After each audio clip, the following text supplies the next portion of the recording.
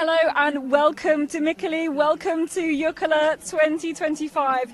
We will be live over the next 4 hours bringing you all the twists and turns of the Venla Relay. In fact, there's nearly 1,500 teams lining up over the last 20 minutes. They've been called up into position just behind us here in this arena. It's quite difficult at the moment to get a sense of exactly where things are. Lots of things in the way in this arena. It's quite a special arena this year. Usually at Jukola we have this open field. It's easy to get an overview. You can see how big this event is. This year it's a bit special. I learned a new word. We are at the quarry, which is basically where you dig for stone. So how would you... Yeah, exactly like that. So it means we've got lots of big hills in the way, lots of infrastructure around here. And it's quite concentrating the sun in here today. It's really, really warm. It's very, very sunny. And I've heard it's one of the first kind of warm days here in Finland, which I think is going to prove a test for the competitors today. Yeah, not only in Finland. I had to travel all the way from Sweden here in order to get some summer feeling. No, it's the first time it's around, I would say it's around 24, 25 degrees. Doesn't sound like a lot if you come from Central Europe, but if you're used to training in 15 degrees and then suddenly you're running in 25 degrees and it's quite open in the forest at some points, then you get the sunshine straight on you. It's going to be a tough one. It's long, it's rough, it's green, it's tough, it's bushy. It's good orienteering. And we expect the top competitors, they'll be able to cope with this heat, but maybe some of those just off the top, they might find it a struggle. I mean, everyone has, when we were pre-running yesterday, it's good terrain for orienteering. It's very difficult, but at one point I thought, oh my God, every team has to go through here. It's brutal. So, I mean, we have the top teams, but then you have the team 1,432 as well, and they have to pass it. It's gonna be good. Yeah, so we were out in the terrain yesterday. We pre-ran some of the courses. Of course, always with our relays, we really have to be very careful about what we can say at certain points in the broadcast with lots of runners. Maybe watching the broadcast right now, they're going to be running later on. So we'll be able to show you some aspects of the GPS. Some things we won't be able to show you maybe until a little bit later. So yeah, we've been out in the course. We've been out in the terrain yesterday. What kind of indications do you think we can talk about at this stage of the competition? I mean, most of the runners have seen the old maps. You can see that it's compared to other big relays this time. You have quite many paths, you have many green areas, and it's hilly. I mean, you don't have the big hills, you don't have this slope orienteering, but it's hilly. It's a lot of up and down. You need a lot of energy, a lot of strength in your leg. It's dense. And it's good for relays. I'm quite sure we're going to see mistakes today. I don't know if that's good for the competitors. It's good for us, isn't it? Yes, it is good for us because we're keeping a lot of eye on the GPS tracking to see where everyone's going, who's making mistakes, and maybe, we've seen quite a fast relay, at Tiamila, quite runnable terrains in a lot of relays recently. This is probably going to have the opposite characteristics. Yeah, I mean, we have only 4 runners in a team. It widens a little bit the number of favorites, but in the end, I mean, it's so hard to predict, especially when it's so difficult. We have a few favorites. I think we're going to talk about them later. But 4 legs opens it up to more teams, I think. Yeah, definitely. I mean, not many teams have 6 top runners. You have Jefka Göteborg. They obviously had 12 of them, but now we have only 4 runners. More teams have 4 runners. If no one will get through without mistakes, I think. So yeah, many teams have a chance to get at least top 10. And if you've got a team with maybe 1 or 2 big stars, they could really make an impact into the relay. Yeah, especially when it's that tough. I would almost say if you don't have a world-class runner, absolute world-class runner, in the end, you don't have a chance to win it. Yeah, absolutely. So, well, we're going to talk through our favourites in just a moment. We'll see the full lineup of the racers, the competitors. Stick around for the next 4 hours. It's going to be fast and furious.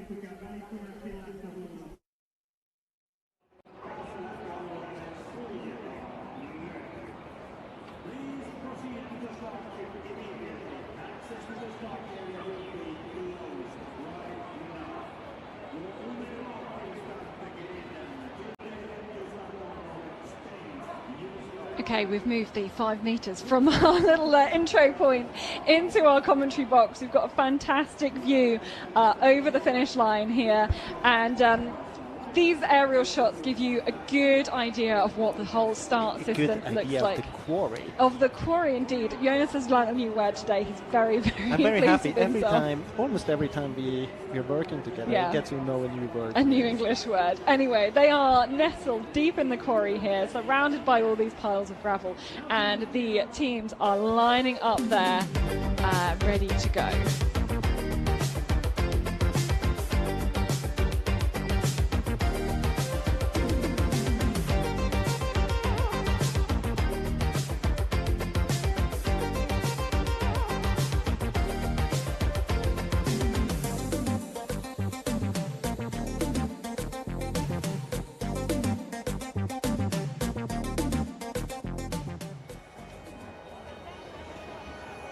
So the 1,470 teams are in position, and we do have the spectators lining the course as well. You can see those top teams with the number bibs on, lining that front row of 20, and then we have row after row after row after row of orienteers ready to take on this race. And this is a relay like no other, because we have this front line here.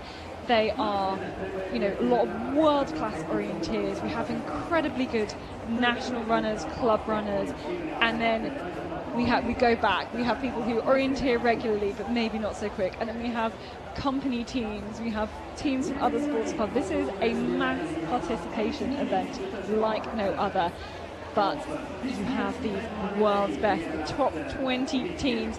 They're given their bib number based on their position from last year, and they will lead this charge out into the terrain. You can see the details there of the courses we have today. So the first leg is kind of a medium distance. The second leg, that is the longest one, so you will expect teams to put some very good runners on their second leg. The third leg is the shortest of all of them, that 36-minute expected winning time there, and that fourth leg is often the most decisive one. That is where it's won. That is where the best athlete in the team tends to get put. If the team selectors have taken that tactic, which they pretty much all do, we will expect to see some incredibly world-class runners on that fourth and final leg. But really, it's a relay, it's a team competition. They've all got to play their part, and they've all got to minimise their time losses. So a lot of pressure on these athletes as they line up, as they spot their competitors either side of them. It's quite a nervous atmosphere on the start line. It is. I mean, you can see it here. Don't look back if you're standing in the front row, because it makes you even more nervous. It's so many runners behind you. Usually, just after you heard the starting pistol, you can feel tension, shaking almost, and the tension and everything. So it's a very, very special situation. And of course, as in every relay, I mean, your performance is so important for the whole team. You put kind of the ground for the whole team to build on, and it's important also when you have terrain that's known for being quite rough. Once you're behind, you have to put so much energy, physical energy, in order to pass other runners. So best to avoid that. Yeah, you want to be right at the front from the start. If you're one of those teams that's aiming for a win, that is aiming for a podium spot, even a top 10, you've got to be right up there in the start, because the runners will start kind of gradually breaking into groups, and you want to be alongside some other fast runners. Even if you've got different forking, it just helps you run quicker, I think, through the terrain, and it is very, very tough out there. We will run, of course, through some of the top teams here, their bib number based on their result from last year. So it means we do have Stora Tuna, the defending champions, in at number 1, but not as good a team as last year. No, Marie Olausen is missing in that team. And she's got a back injury. She's the second best runner of the team by far. Without her, I have really difficulties to see them even within the top 5. I mean, a little bit of an opening because we never know what Tove Alexanderson can do on the last leg, especially when it's technical and physically demanding. But I don't see them as the biggest favorites for today. So we actually were asked before this broadcast to pick our top 3 favourites. You can see all that written up on the IOF website, and I sent mine off. I didn't send it to you to make sure we picked completely individually, and we actually picked the same 3, didn't we? Yeah, we did. But I mean, the first one of the 3 is maybe not the most difficult one. When you have one team that came first and second at Tiomila, and now we have only 4 runners, so Mikkeli-Jukola for me is the big favorites for this relay. But then we also have Halden. They have a good team, a very good team, I'd say, good anchor, man or woman, in Natalia Gemperle. Quite a good mix between younger and more experienced runner, almost all of them international runners, so that's a very strong team. And then I would say Calvin Rasti looks very strong on paper as well. But there are quite many teams. Mikkeli-Jukola's second team, for example, very strong as well. Tampere Pyrinto, Iktisa, Sunta Jyväskylä. They have a strong team as well. So there are many teams that can be fighting for the victory today. So you can see these white lines on the ground. That's where they've been asked to line up. The ones at the back have been there for a good half an hour already, as they were all called up into position. And you can see the helpers in blue all along the left-hand side there. They've got the stash of maps. They are incredibly secret. We were given some maps to guard their lives when we were given a preview of our maps. And they will get ready to to hand those all out. The starting pistol here, starting gun, as you can see, will be fired from the top of these quarry piles. But here we go, the maps being given out to the runners now. This is the key to the whole race, and finally in their hands. The clubs will have been doing lots of preparation ready for this race, and maybe drawing their own courses, drawing their own routes, looking in lots of detail at the old maps. Yeah, of course, you do a lot of preparation. Many of the teams, they travel to quite similar terrain to this one, try to figure out how it could be at race day. Sometimes it's quite hard, because if you have a different mapper, then it's not as relevant, even though the terrain is quite similar. It makes a huge difference if you have a different mapper. But for self-confidence, it's very important to be able to come here at least a few days before, just to get a good feeling about the terrain and everything to get up the experience, the Jukola and Venla experience. So you can look at the top teams there, just on the left of the picture. That was Yves van Dongen, world medalist from the Netherlands, much better as a sprinter. Here's the second team from IFK Gothenburg. We need to definitely watch out for them. It's Ida Agve Christensen, the Danish runner, on the first leg. This is NT Nui, the Trondheim University team. Lotte Markussen leading out this team. They have Anna Dukon on the last leg. This is Tampere Pyrinto, one of the Finnish teams. Lotta Kohola leading them out. They will have a very strong team later on with Annie Hanpa and Venla Relay. Again, a team we shouldn't count out. Here are the favourites, though. IFK Gothenburg won, and it is the two Agve Christensen sisters on the first leg for IFK Gothenburg. This is Malin for the first team. This is Karolina Oskowski on the first leg here for Laden Sunnistayat. A very experienced runner in Minna Kaupi on the second leg. Cécile Calandry, the French international, will take the first leg for Calvin Rasti. They have Marika Taney and Ida Happala and Elisa Matala on their team as well. And in number one, it is the defending champions. It is Rebecca Heinrup to lead them out, but no Marie Olausen, which puts their team in a much more difficult position than last time. So we wait now for the final few seconds before the race. You can see all the runners with maps in hand, ready to go. We can see the starting guns in the top left-hand corner there, and we count down, ready to go for nearly 1,500 teams to begin this Venla Relay. The start here always an amazing spectacle to watch. And it goes quiet in the arena as all of these runners prepare to take on this incredible relay challenge. There they go, that is the start of the Venla Relay, and the teams going straight out of the start, climbing up this hill here. It looks like Sandra Grosberger, yes.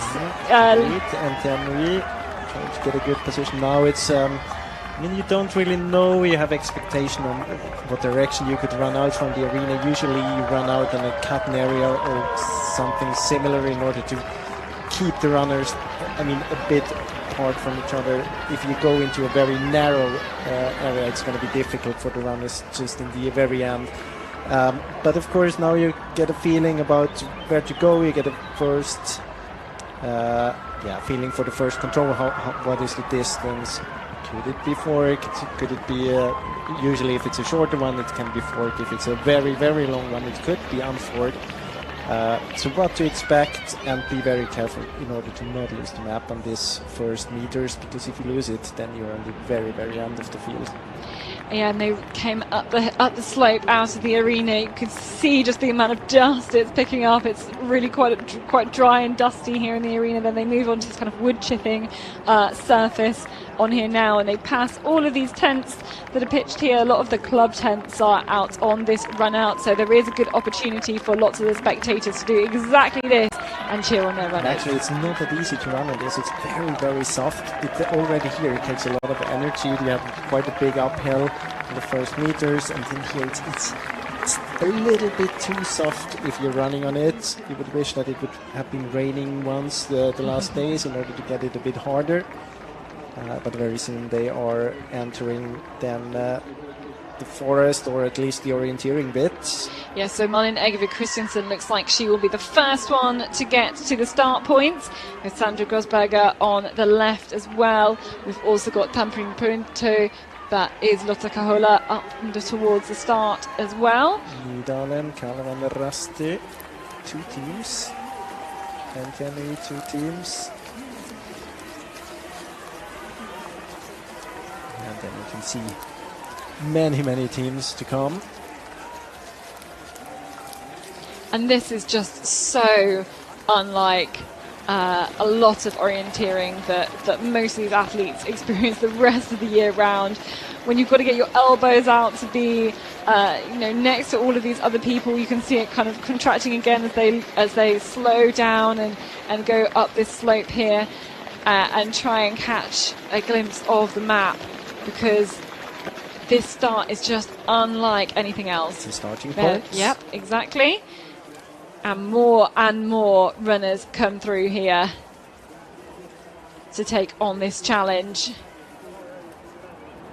And we can see now from the drone shots, they heading out into the terrain, this kind of semi-open area, and they just move like ants through the terrain here. It's quite cool to see. I think this at night, or when it's a bit darker, when we see the Jukola start later on today.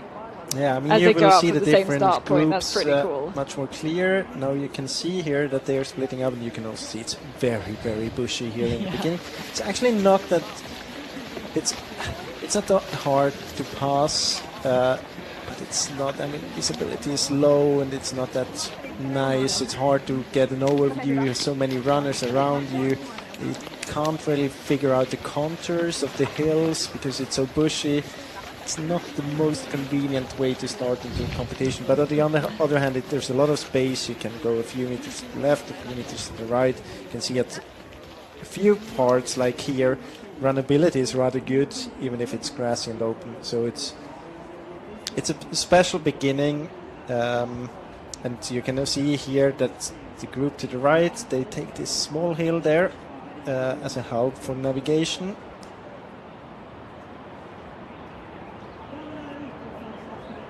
But yeah, they're splitting up into lots of kind of different channels here, down and up between the different sections, and you can actually see here this very small start of the GPS tracking. It's interesting. We've seen that they were splitting up there in the screen, but actually the top teams, they're all more or less together. There's no splitting up among those teams.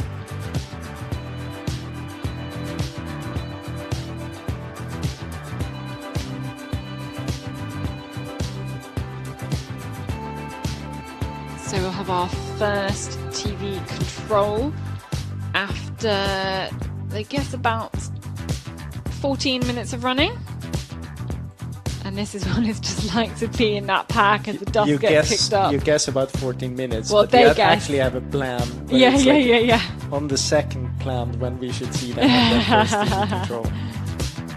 I said we haven't done the maths. No, it's up to 13 minutes and 55 seconds they expected to come there.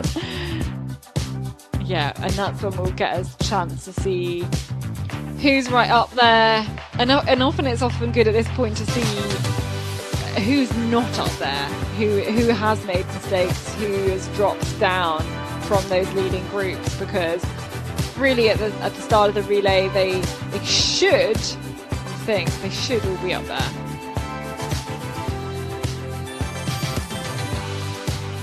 It was quite a big slope actually going up out of that start area. You can see as well in Egan Christensen is one of those leading the charge. Tell you that I can't tell you too many details, but I can tell you that Calvin Rasti is going a different way than many of the other teams. That's an interesting thing. I totally think it's a good way they go, but or an okay option, but different compared to the others, most of the others. And we have our final starters making it to the start point here.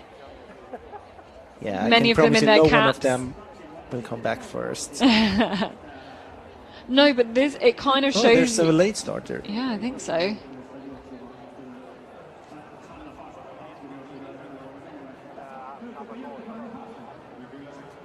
It just shows you what an amazing kind of mass participation event this is. And they're all through the start point, safe and sound.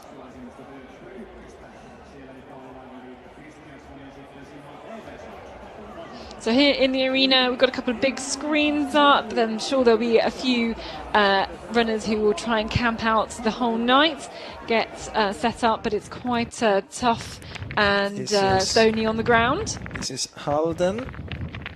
Yep, this is Ines Berger, one of our favourite teams, one of our picks from before the competition, the young Swiss runner. She performed very well for Switzerland. Was it the first leg of the European Championships? Yes, it was. I think that we have Calvin Rust in this one. Yeah, so yep, that's what I was talking about before, that we have actually two of them. Halden's GPS is frozen here, so I didn't see that there are two teams in this option, but you can see there is no other team there. That's very interesting. Yeah, the two of them alone. At least it looks like with some of the tracking as well, so we can follow Cécile Calandry into the forest, get our first kind of sense of what the forest is like, what the forest floor is like, what the visibility is like as well. Flat section here and quite a few fallen branches as well.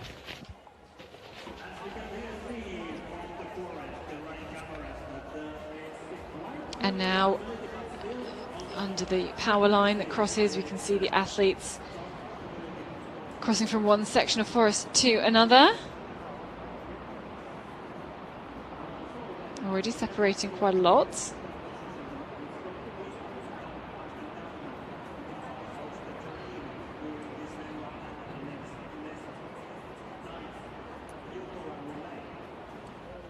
Yeah, it's quite spread out already.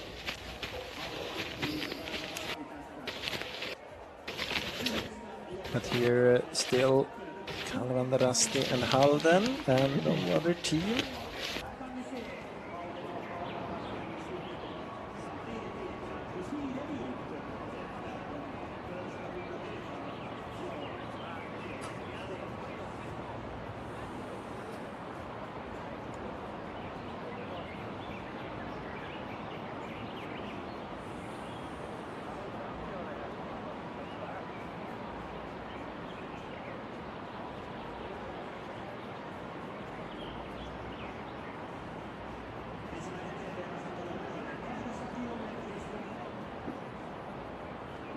Of course, when we ran here, Jonas, yesterday, it was nearly untouched forest, but obviously every runner that goes through here is going to change the conditions of the forest, and just make it that little bit easier to run through. And this is something I was talking about just the first minute when we talked about the relay. It's a lot of up and downs. You can see those hills, even if they don't seem too high on the map, quite steep, and you always have to climb 1 or 2 contours, and then you're on top, then you go down again. You're looking for good runnability. It's a lot of up and down, and here we are now at the first TV control. Yep, what did absolutely. you say?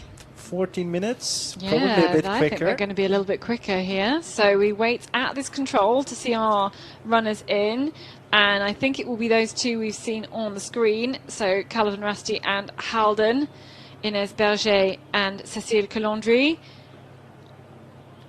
making a break on the rest of the field as we wait at this first TV control. And since we haven't seen the other teams, it's going to be interesting to see how big the gap is, if they really come first.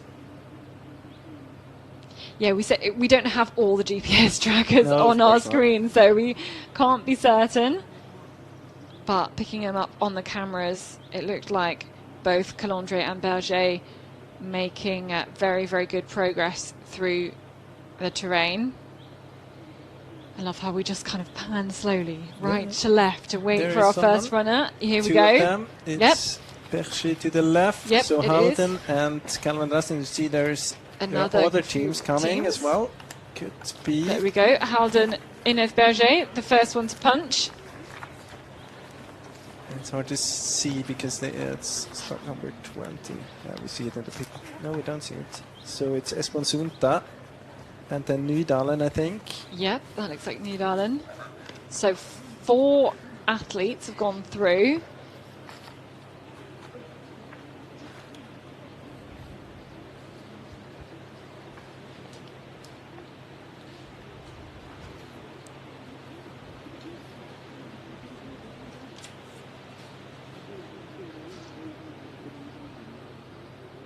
And we wait for the next. It's quite a big gap It's already. a very big gap. This is growing towards a minute. We said that it's tough terrain and that there could be open up gaps quite quickly, but it's not. Yeah, went faster than I expected. It's another runner. That's Mora Silla Gardoni. Now we got the graphics. Yep. Thanks for that. Now there's a group coming. Tisa, I think, is there. Vestervik. Yep, Frol, Becca Lagertz, Tamprin Perinto, Vestervik, that's Ifan Dongen, Göteborg Mayana, that's the Danish runner Linda Sederberg, Iktisa, Sandra Grosberger from Latvia is in there as well. Nydalens, Poyentetti, IFK Gothenburg 2, so that's Ida Egervik Christensen on the first leg there, NT Nui, that's their third team. We've got Oel Norska, Okeline, Tizaren. Lots of athletes now through another NT team. That's their first team. Have IFK Göteborg. For there she is, 27, 1 minute and 50 behind.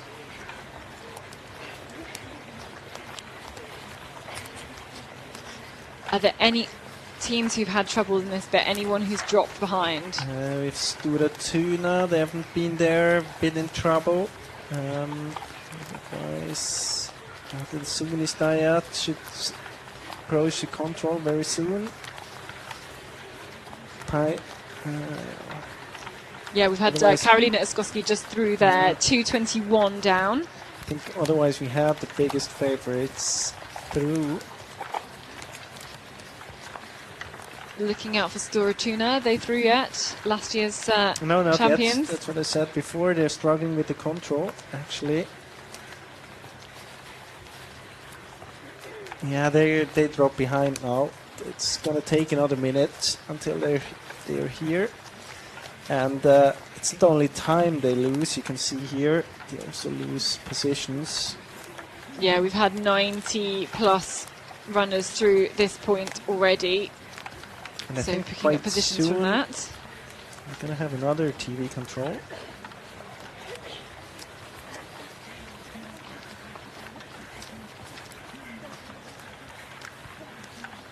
I don't know if they're going to change to this one early in the competition or if they're going to show teams approaching here.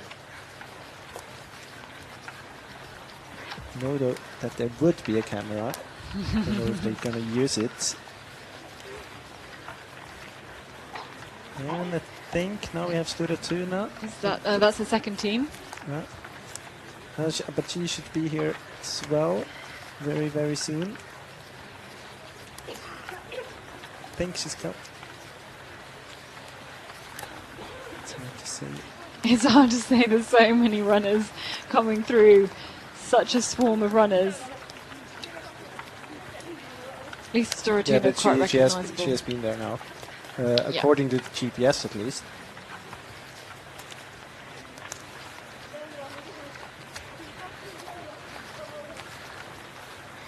At 4 minutes, the gap already. About 4 minutes.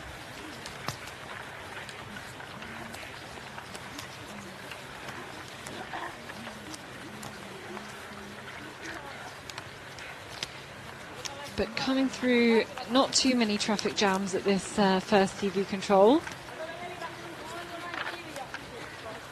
Lots of space to punch that control and move on into the terrain. Now 200 teams through. 200 of nearly 1,500.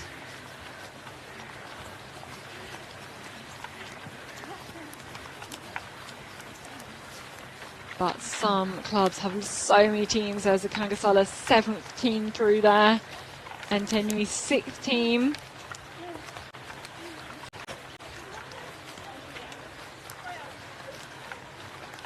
There's over 1,200 teams from Finland alone in this Venla Relay. And lots more visiting from other nations as well. I see quite a few Lithuanian teams just coming through.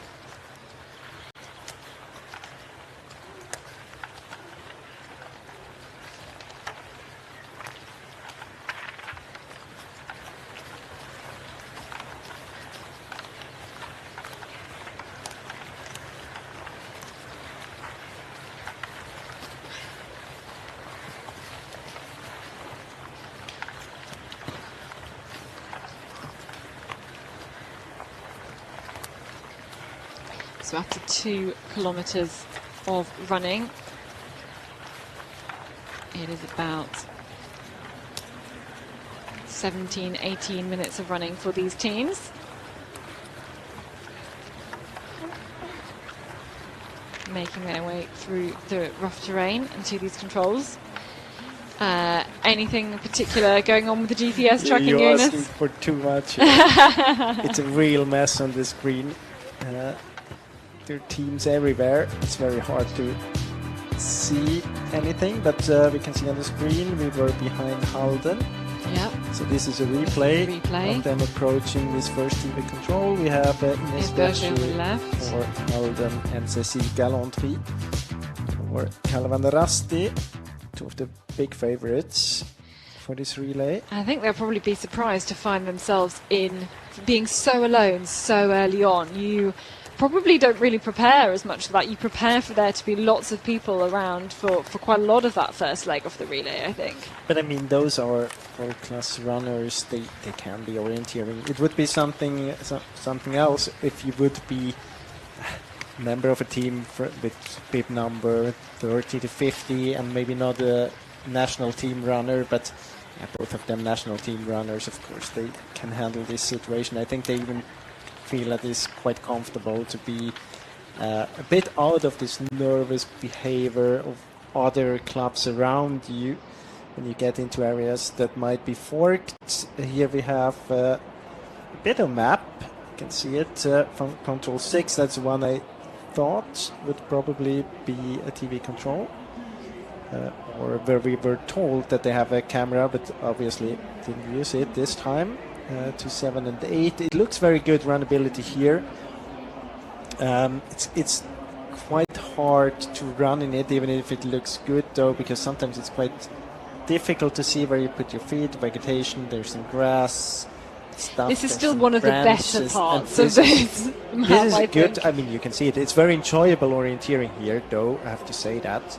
But it's not easy. I mean, you still have to fight, and you have to fight for every meter.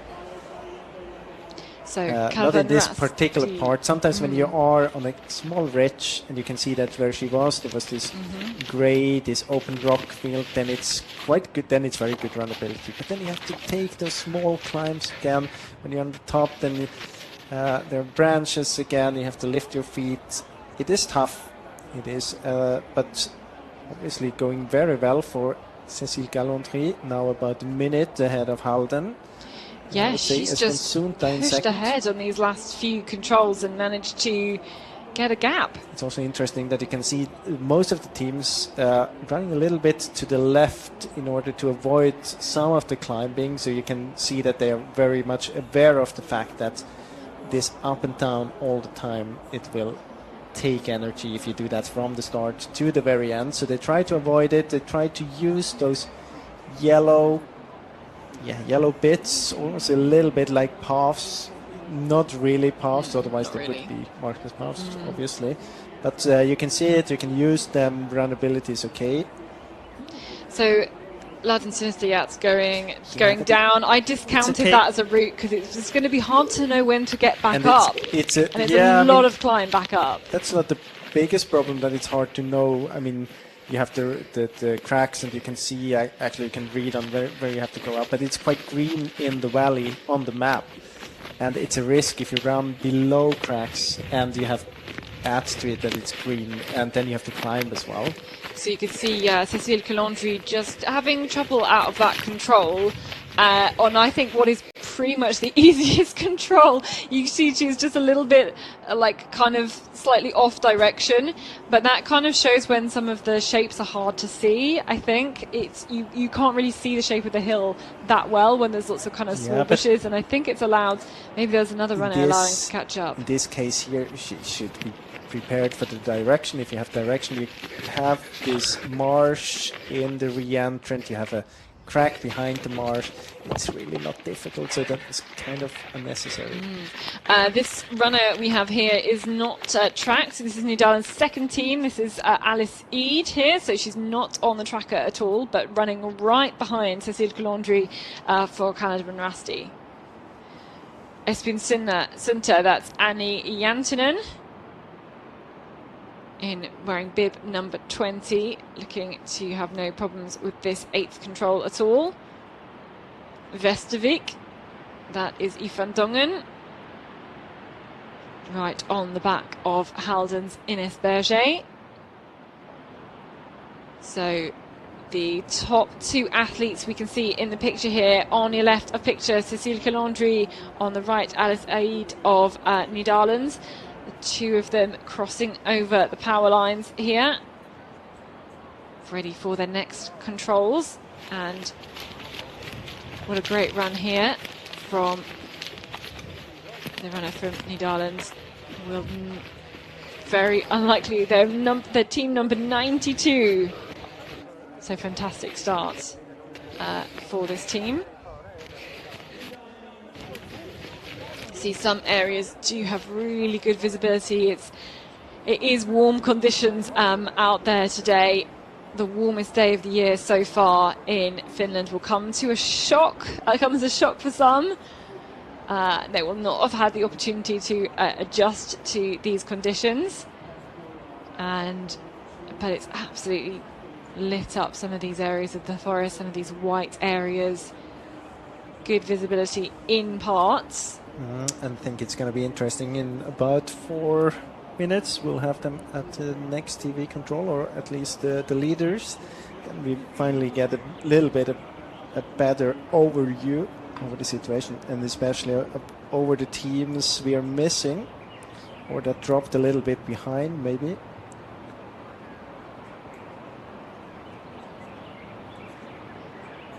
So now a gap between the next group of runners, looking for them just about to emerge from the forest, across these kind of smaller trees, then across the gap with the power lines, and back into the forest again. think this runner is tracked. Yeah, so it should be Then a we group. have a group here. This with IFK EFK Gothenburg. Göteborg. I think the first and second team, Linné, Helsingin, Sunistajat, NTNUI, Södertälje.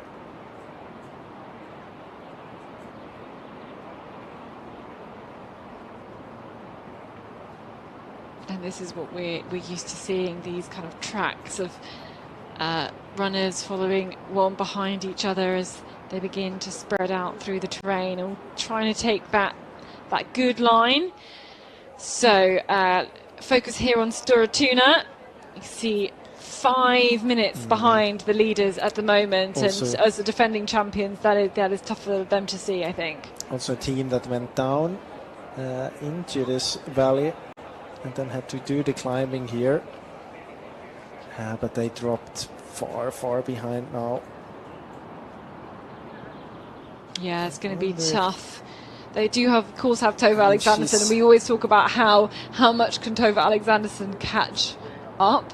You know, what does the deficit have to be for them to still get in a good position? Look good here. But no, it does not. I mean, look if good. you drop, I would say she's already 5 minutes behind now, and I don't think in she'd be order able to make you have up to be 5 so minutes. much better in order to close those 5 minutes again, because it's not only one team in front of you, it's hundreds.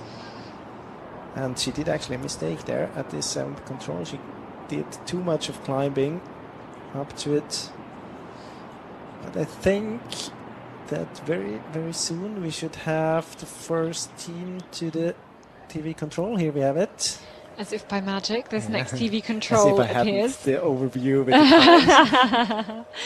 So nearly 27 minutes of running now on this first leg of the Venla Relay.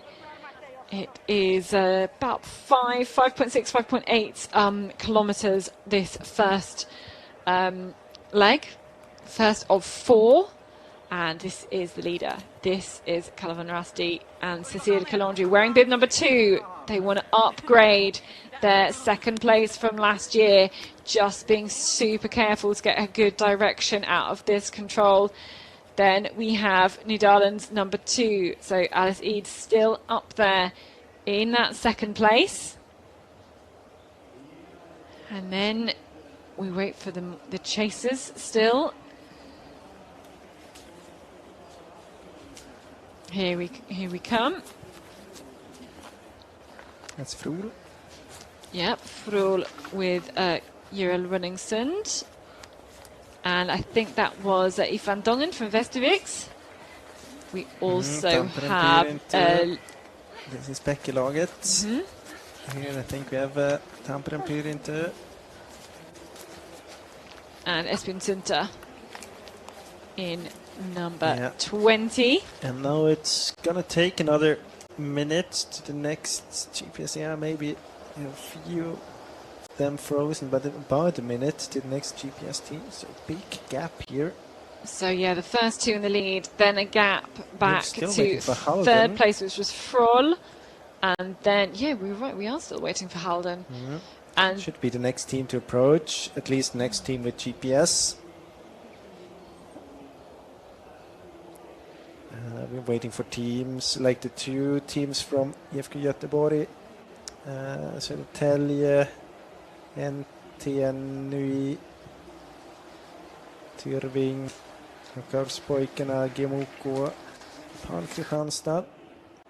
this is, I think that was EFK in the picture there that we've just lost.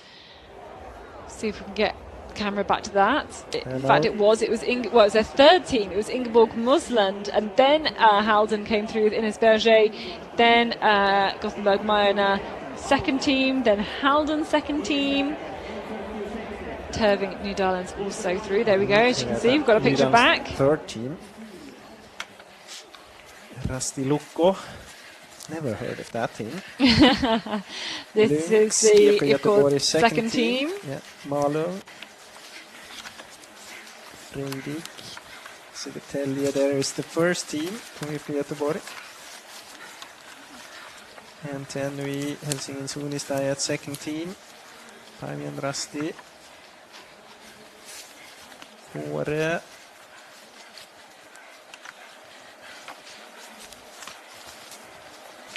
Nuka did a big mistake at the control before. They were in the group.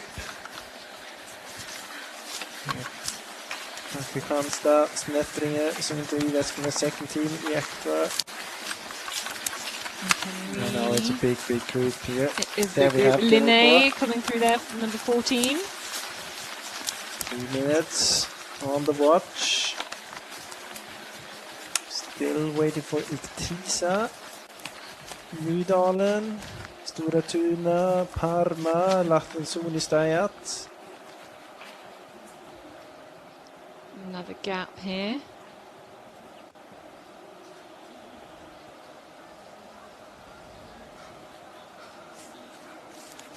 Again, this is one of those controls, such well-planned courses where they just tucked out of sight. You really have to be spot on. I can tell you the course planner, Oli Markus Taivainen, quite many of you would recognize him, the former junior world champion and the national team runner from Finland, representing the local club here, the organizing club, Navi.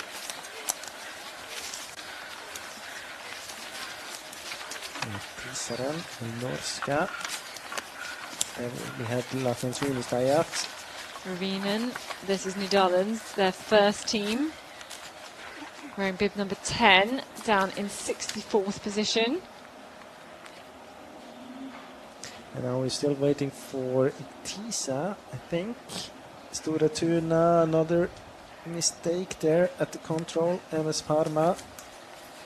If you're a casual viewer, a good thing to spot is if they've got a proper number bib like here, then you will, that is Iktisa, that's Sandra Grosberger, then you know they're a good ranked team. If they've just got the paper bib, then they are lower ranked. Quite a big time loss here already for Iktisa as well. Have a strong team otherwise. Yeah, very equal team. No, Sandra Grosberger, Hanna Wisniewska, Elza Kuza, Alexandra Hornik, Lithuanian Sandra. team, but Latvian, Polish representation in there. Sandra Grosberger struggled with injuries. Stora Tuna just through. Yeah, 5 minutes down. I think she was in the World Championship camp last week. Had to travel back in order to look up her foot. But is back here now running. Yeah, there's a few athletes who picked up injuries at last weekend's test races for the World Championships, and there's a lot of runners. A lot of these world-class runners have been doing a lot more training than usual in Finland, as we might expect with the World Champs being here. And does that mean?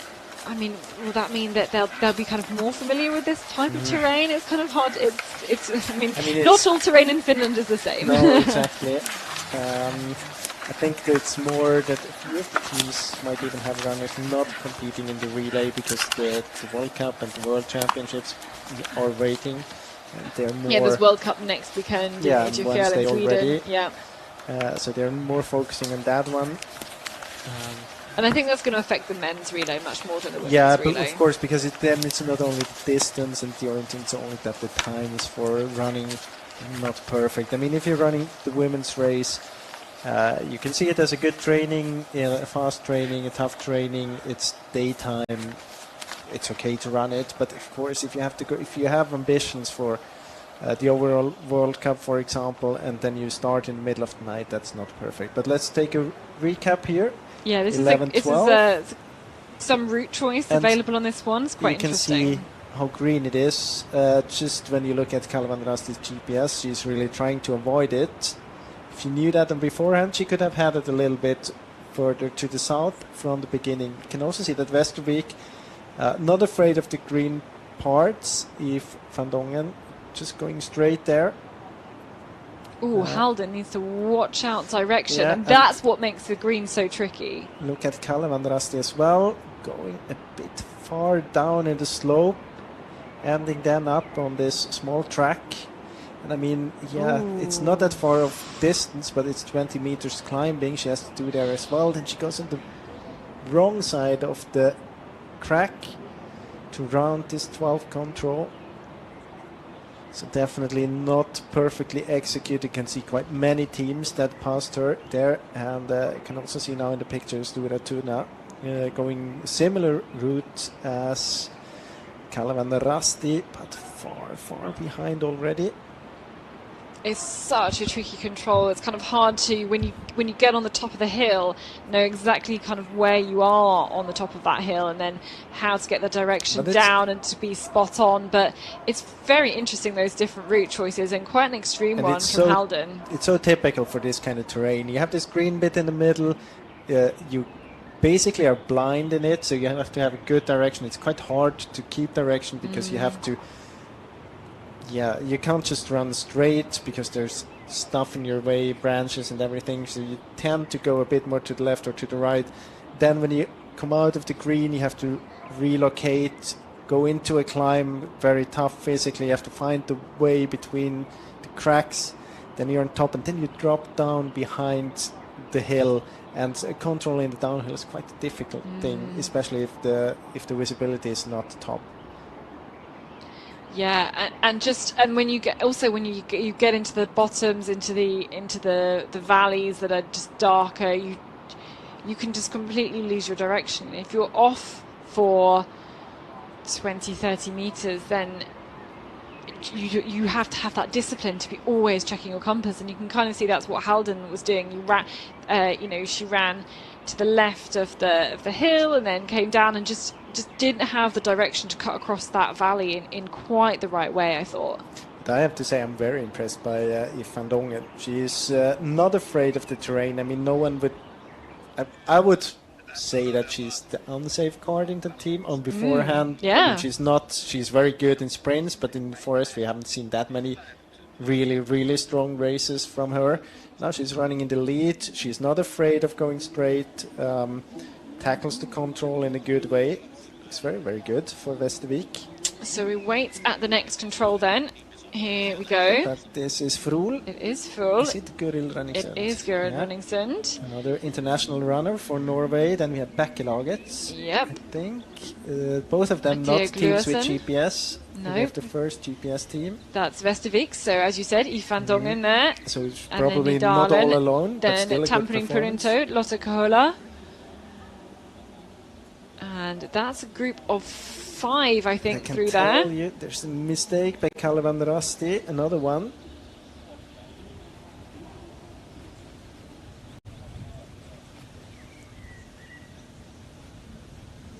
Still, she's in the circle, but she's not at the control. Still trying to relocate.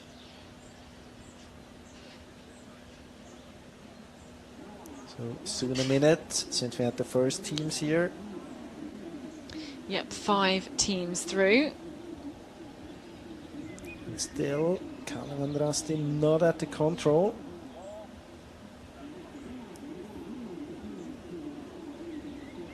Now correcting into the wrong direction.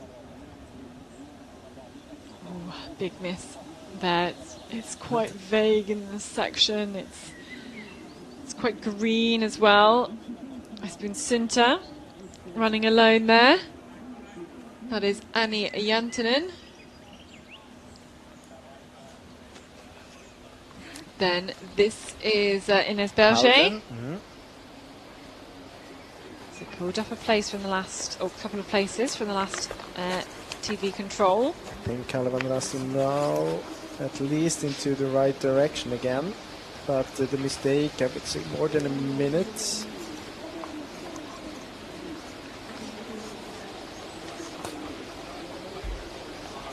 Two minutes now.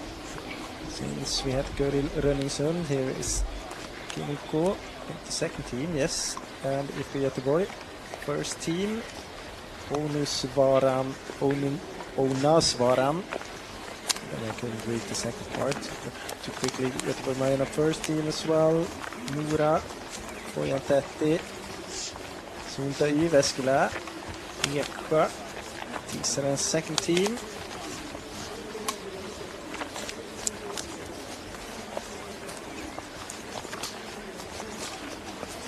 Kåre, Rasti Lukko, Linie, Pengen Rasti.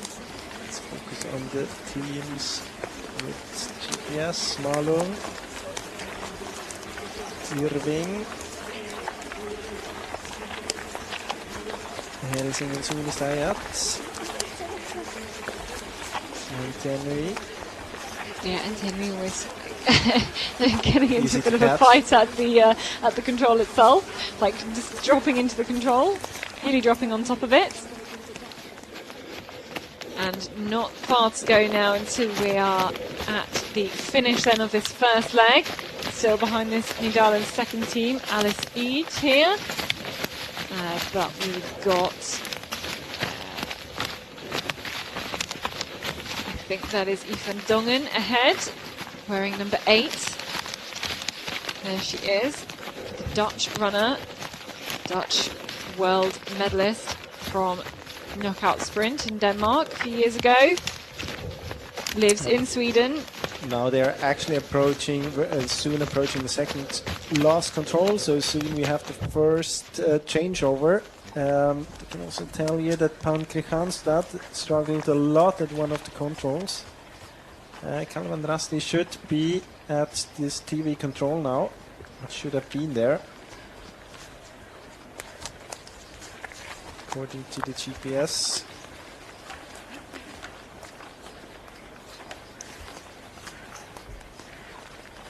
Yeah, Calvin Rasti down in 46th place, 3:43 minutes down. Stura Tuna with another quite big mistake.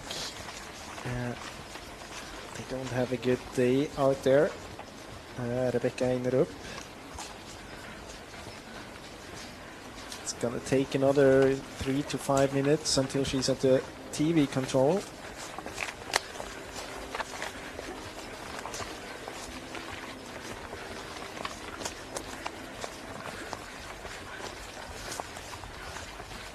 I'm not sure if we have a camera at the yeah, we have a camera at the second last control. Second last control, we'll be able to see them. They should be there in just a few seconds.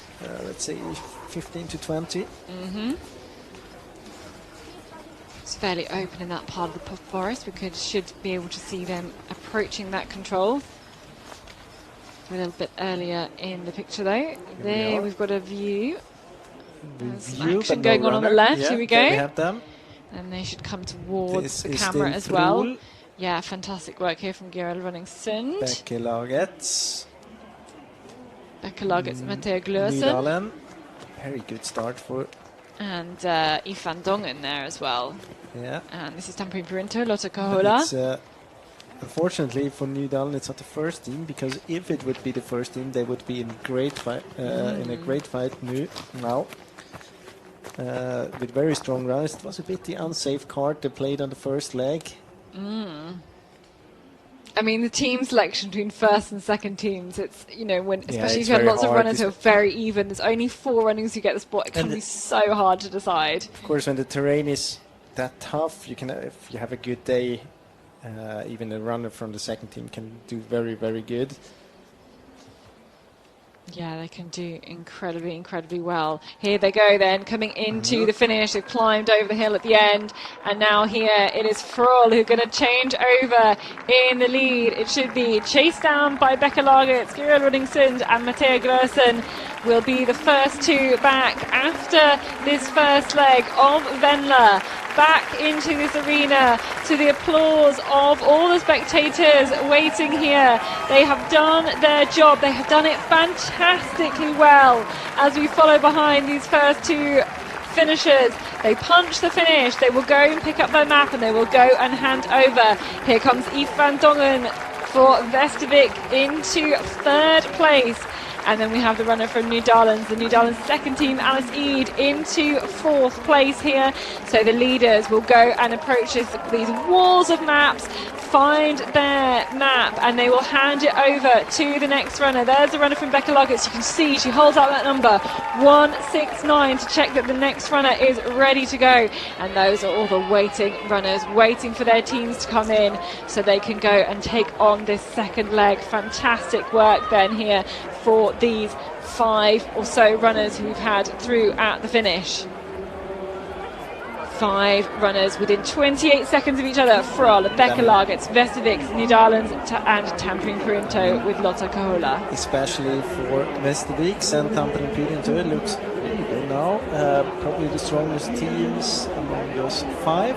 and the gap down to the other teams big already. We had many teams punching at the second to last control. Expect Mikkeli-Jukola to be at the last control very soon. Here she is. Yep. Here is the favourites for today's race, Malin Egevik Christiansen. But she's going to be in 6th position. It's going to be about a minute and a half, but they've got Simona Abersold on the next leg, and this is the long one. She could do such a good job to catch up and overtake here as well. Another one of our favourites, this is Halden Ines Berger in here, ready to do the changeover. First of all, Mikkeli-Jukola changing over there. That is the finish line. She'll now go pick up her map and hand it over to world champion Simona Abersold.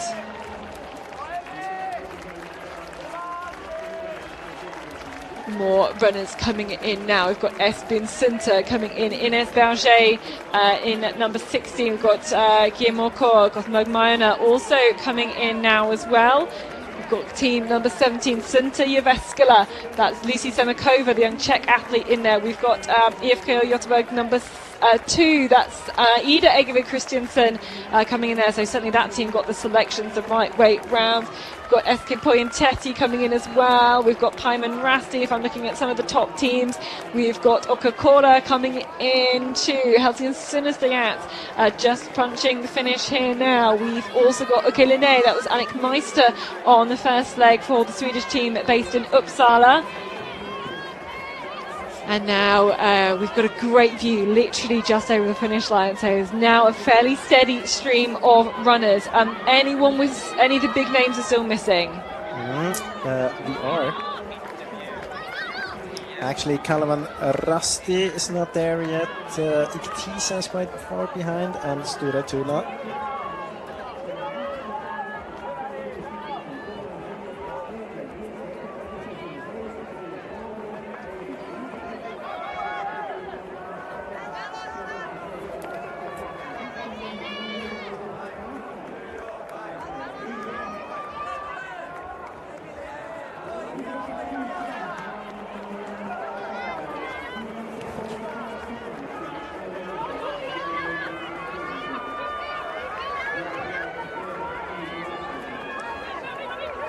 See, fortunately we couldn't hear good running soon, so we will continue. 45 teams at the changeover. I was just about to say which teams you're still missing. Stura Tuna should be at the changeover in about 2 to 3 minutes. This is Cécile Gallandry for Kalevan Rasti. A great start into the race. Dropped a little bit behind. If you could summarize the first leg a little bit, we had Halden and Kalevan Rasti in the very beginning in the top 10. After, I would say, halfway, we had Kalevan Rasti dropping behind, and it was basically Frohl that took over the lead then, having the group with, for example, Westervik behind her, getting into the finish as the first group. And as I mentioned before, Kalevan Rasti, Stura Tuna, Iktisa and Nydalen, the biggest names that dropped quite far behind so far after this first leg. But you mentioned it's the long leg waiting now, but we have Simona Abersold on the second one for Mikkeli-Jukola, so it's definitely not going to be easy for the chasing teams to close a gap. We're going to see if we can hear from Cécile Gallandry. It'd be so interesting to hear her experience out in the terrain, because being right at the start and then making mistakes there, I hope she'll have quite a lot to say as we see more runners come in. But yeah, I think that's a really good summary of this first leg. Just a really good very start to the race for Kalevan Rasti and for Halden, opening up a minute. And then Halden dropping to 9th, but Kalevan Rasti basically losing all of her lead at control number 12, making mistakes number 13 as well, and dropping down in the mix. They're not out of it though, still lots of orienteering to go. This is Laden Sunnistiat, team number 3. They were 3rd last year. This is Karolina Uskoski handing over to the legend that is Minna Kauppi. Very experienced Finnish runner, long-time national team runner for Finland. And more athletes coming through. Nearly 70 teams through the finish now, about to hand over. Galina Vinogradova there, handing over, number 64.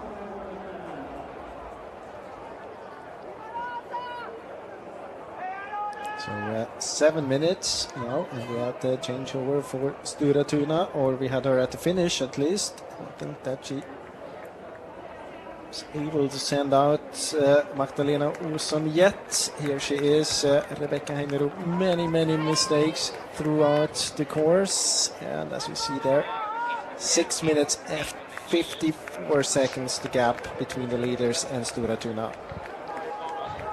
Okay, so I'm hoping we can hear from Cécile Kalondri here, who has come back now for Calvin Rasti. And Cécile, it started off so well for you. Tell us about the start of your race, because suddenly you were in the lead. Yeah, so the beginning went very well for me.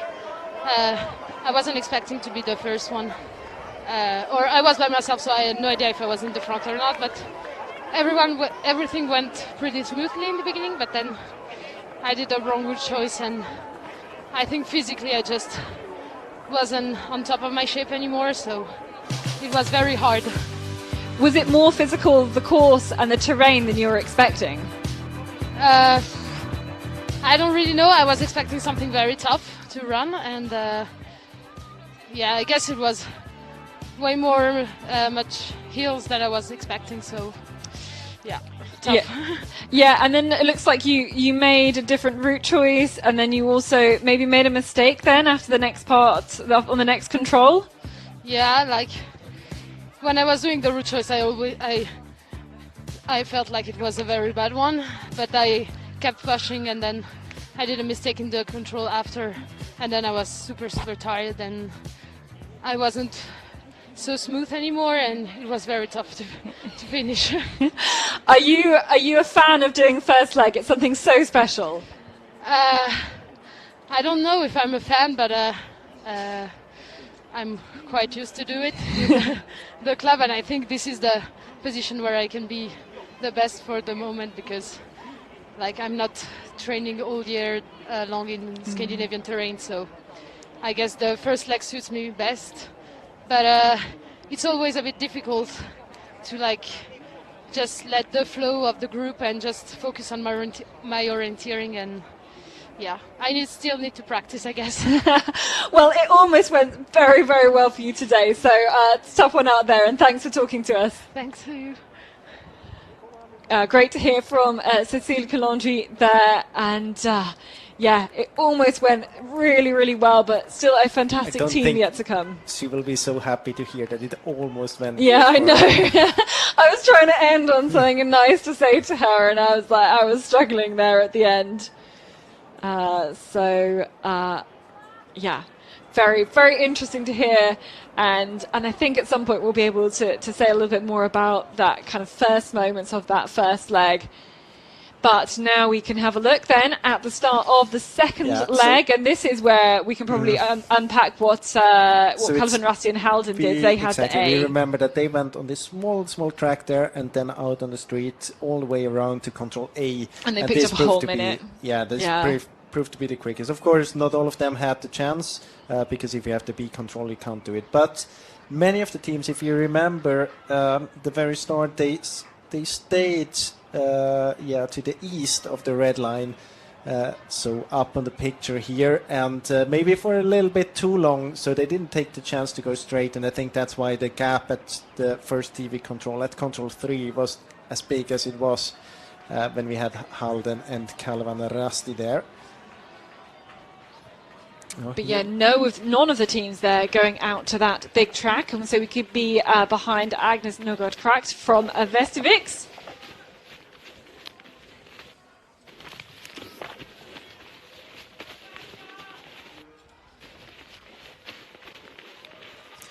Yeah, but IFK Göteborg is very, very close already.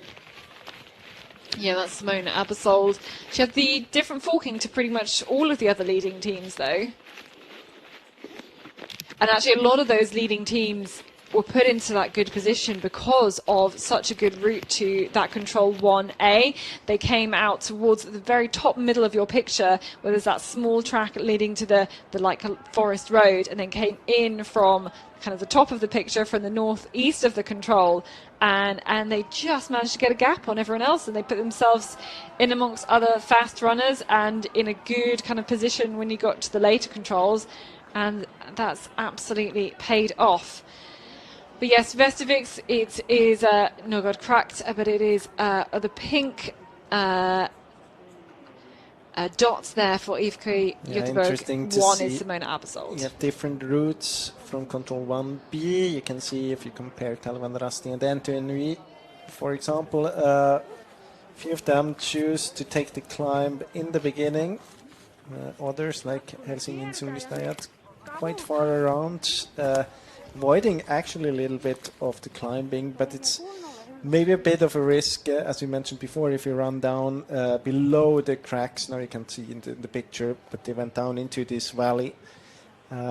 Not the thing you usually want to risk in the very beginning of a relay. Here we have the first runner. Yep, Agnes Nogard-Krakt is the first one in, number 8 there. You can see there's some runners from first leg still coming through that point. Is the gap to IFK Göteborg? Yeah, that's what we will have to find out. So the gap at the changeover was about 1.5 minutes. So Simona Abersold, will she have caught up 1.5 minutes? I think she's here in the middle of the picture, maybe. I think that looks like her. Yeah, the Swiss runner already caught up over a minute. Should be Tampere Pyrinter, maybe. Yes, indeed. And looks like Bekkelaget. Of course, no GPS still.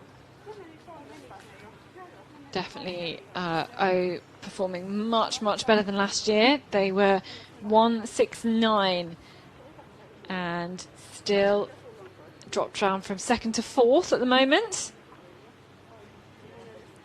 Because we have another team's Frol we don't have the tracking for, so they were the leading team. We'll see where they come through. This is Netherlands. Yeah, looking this at the Emma GPS. Arnesen.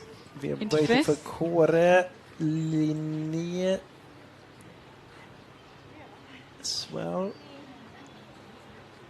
Södertälje, Halden, GMOK, Helsingin Sunnistad take another few seconds, I guess. Here's the next team. Is this this is Linné. Linné with Pia Ljungvik, the young Norwegian runner, on the second leg. They've got Ida Öbro and Jonna Rydefeld still to come. Södertälje should be here soon. There we go.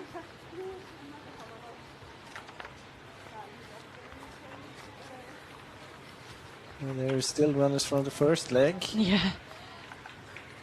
So Halden, Mora, Halden and Terving just through there.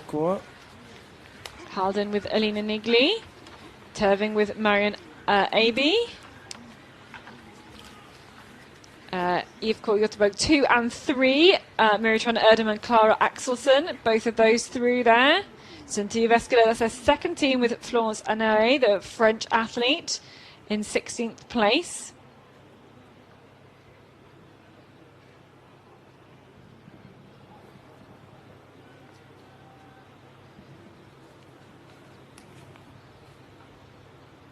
Need to watch out for Calvin Rasti, whether they're going to be able to catch up any places. Elisa Matala was sent out in 46th place. It's going to take another minute, approximately, until she's at the TV control. In between, we're going to get, we have NTNUI, Päivän Rasti, Sunta Veskele, Rasti Karut. All of them should be approaching the control very soon.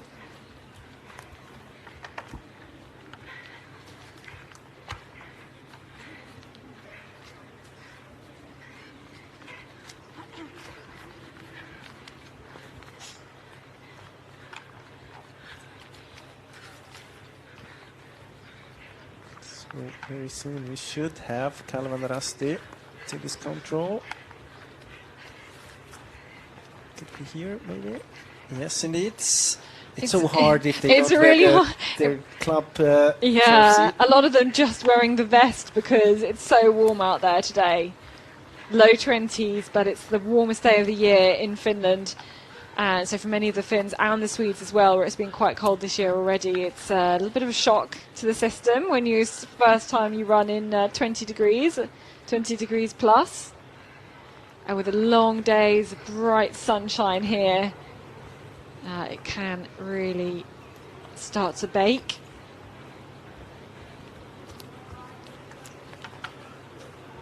Juliette Basset for Carmen Rasti, and that's Zara Grunstead for Iko. Small mistake now for IFK Göteborg's second team. Maybe NTNUI. Let's keep an eye on that. Otherwise it looks good for the teams I can spot here at least. Turving with a mistake as well. Kore with a mistake. That was no problem for NTNUI.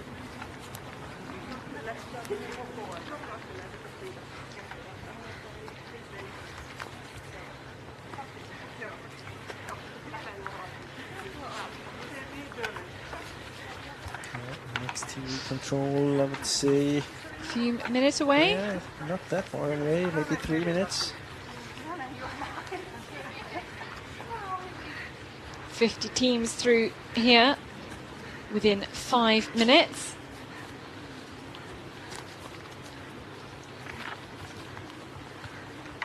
There was a small mistake by NTNUI. Not when I said it, but afterwards.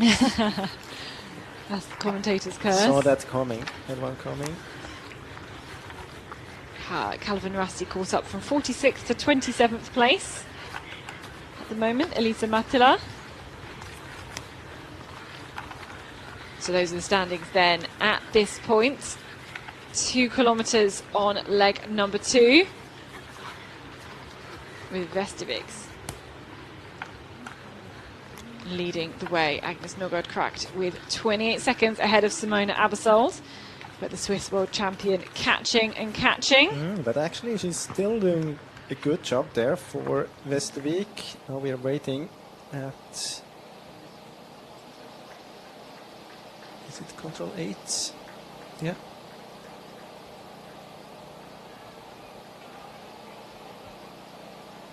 I think there is a good chance that we still have Vestervik in the lead at this one.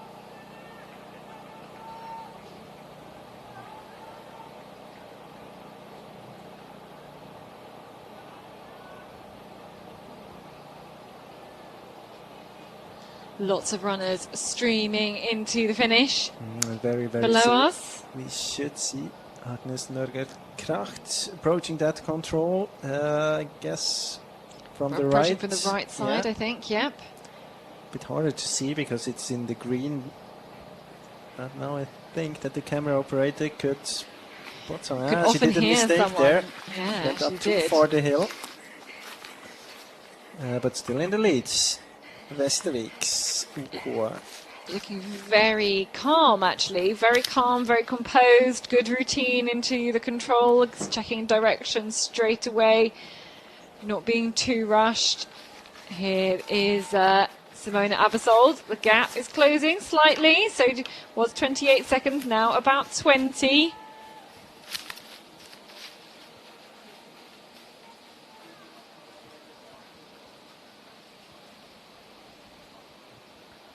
So our first 2 runners through. And it's the first 2, same 2 that we saw at the previous TV control. More and more runners coming into the finish. And soon we should see Linnea and Tampere Pirinto. Here they are. Becca Lagets as well. Always That forget is about Tilda them. Johansson, Per Youngvik for OK Linné. And they're behind. That's is it Darlin, I think so. But it's the second team still. Yeah, I think so. It's got The first team dark was shoulders. quite far behind. This is Tampere Pirinto, Venla Talavori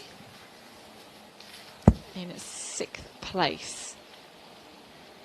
So a group there, I guess, well, quite an extended group of 4 athletes. The next GPS teams, probably Halden, Södertälje and Gemuko.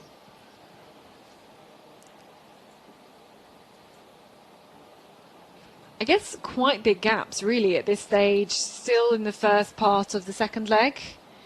Is this what we kind of were expecting to see? Yeah, but I didn't expect it to open up that early. I mean, we had it basically to the first control. But what we have seen is a bit of changes in the lead, and I think that's something that I expected at least, because it's tough orienteering. It's also tough to keep the lead once you have it. Here we had Halden and Södertälje.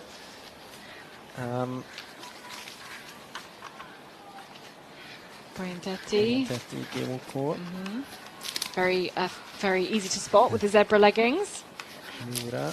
Actually, now we have the leading teams on a long leg. I think we're allowed to talk about this one. We because are we're allowed gonna to talk see about it this on one. the GPS, and it's my favorite leg of the whole relay. Of hope we're both gonna see- relays, I think. Yeah. Well, I don't want to give away too much. Okay, well, hopefully we'll see it on the shot, and you can explain why you're so excited about this next leg. Not the leg after this one, but the one after that. It's quite interesting in terms of route choice, how you approach it. I think we'll say, and then the next control, this is control number 8, and the next control we'll get a TV control, will be number 12. And Teneri now, 3 minutes and 16 seconds behind. Kalvan Rasti Karut, and Helsingin Suunnistajat all together. Yep, so Calvin Rasti again climbing up. So climbed from 46th to 27th to 15th, and now 3:20 behind. So actually, Elisa Matala is running faster than the leaders, because she's caught a lot of places, but more importantly, she's caught time actually, which is so hard to do from a position like 46th. She is catching time. But for me, it's a little bit surprising, because we still have Västervik in the lead. IFK Göteborg, Simon Abersold. Still about 10-15 seconds behind. Soon they are more or less together. They split up just after control 9.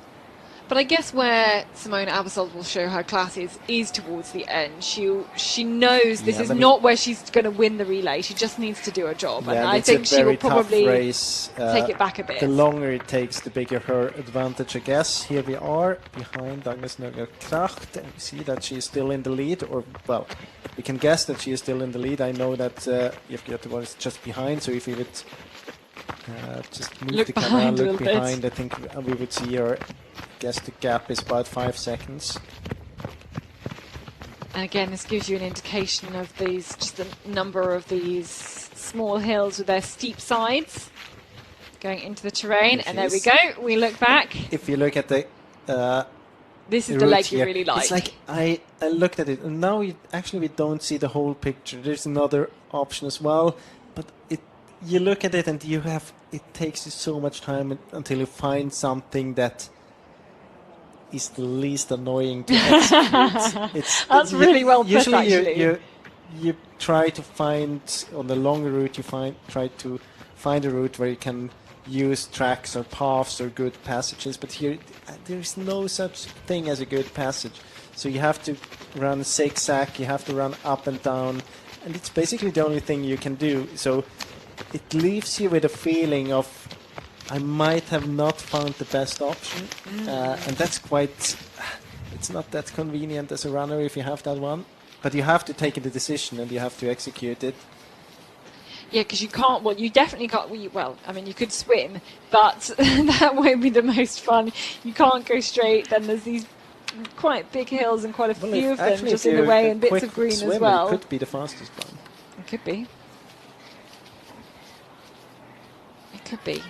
And you have bits of green in the way, bits of kind of felled area in the way, bushes. It's tricky stuff. I can tell you actually that Entianui, Rasti Karut and Kalvan Rasti, they went more on this around route that we didn't completely see in the GPS. No, there's a kind of good option to stay in some of the flat sections. You actually go down to one of the lakes towards the south, kind of round those sections, go around some of the hills. Might see a moment where the lead was changes. Take over the leads. Not really. It seems like a tactical thing. I was going to say, she seems to be happy to sit behind right now. Maybe she wants to be going that same way, or, you know, or Agnes Nogard doesn't want Absol to pass her. Maybe she wants to be in control in this situation. I mean, it's still early on in this second leg. Plenty of time for Simone Absol to start an attack later on. You know, and there are some tracks in this forest. You can see that's the one they're on now, as they just passed the lake. But it doesn't seem as if Rasti Karut and Entianui would go south of the next hill. Maybe Rasti Karut. Well, I think they don't quite realise what an advantage the first leg runners got from going on the track onto that first control. I mean, you could go all the way south and then into this blurred area, and you can see that there's a path coming up from below by control 12. Yeah. So you could go all the way around taking that path. But the thing is that then you have from just where the red line from 11 to 12 is crossing the path, it's still not a good entrance to the control. So you go quite far away. You get a little bit more of path, you get less climbing, but you do much more distance, and it's not very convenient. So I think actually I would have executed or chosen the route that IFK Göteborg and Västervik chose as well. I think it's the best one, but the other one is the one you can see that is an alternative. So this is Annik Meister here. Sorry, this is P. Young Vic, the Norwegian. We're on the second leg, of course, not the first leg, for OK Linné, the young Norwegian runner. And cutting through some of these greener sections there. You can see that's her leaving the track, going into the terrain, coming around the bottom here. And now we can see that Rasti Karut and Kalvan Rasti now back on this other route. I think it's probably better to go straight over the hill then. Won't matter too much. They saved a little bit of energy. But weren't they together with Gemuko in this group? Might have lost about 15-20 seconds. Tampere Pinto just coming through there. They were in 6th place. It's something you often have in this kind of terrain. We have a lake. Just beside the lake there are often animal tracks, so if you keep close to them, you might find a good way to get along. In some places it can be a little bit more dense though, next to the lake. Yeah, especially if you have cracks and cliffs close to lakes as well, then it's then you have to be careful, because if it's rocky just beside a lake, then it's usually slow. So that was Tampere Pinto and Becca Lagertz there, just choosing the way to climb up. I thought they would go straight up the hill. Yeah, me too, and stay very close to the line by that crag and cross over there. It's very, very steep. It's much easier to run the uphill if you have it a little bit more flat. But of course you run quite an S shape, and you could stay south of this vegetation boundary if you would go straight up where Ukolini is at the moment. Well, I mean, then at the end, the entrance to the control, what you want to do is to head to this corner of the vegetation boundary, just in the semi-open area, halfway between the path and the control. I think there you want to head. And it's this green striped area, like the double striped area, would probably want to avoid. So you go a bit more south and then towards this corner. Yeah, I wonder if Linné, Tampere Printer will be able to kind of catch up there. But you can see Linné, we've got her GPS tracking, but just how short those 30 seconds are, because it's so steep. That is why you're moving so slowly. It's because of the steepness of this terrain.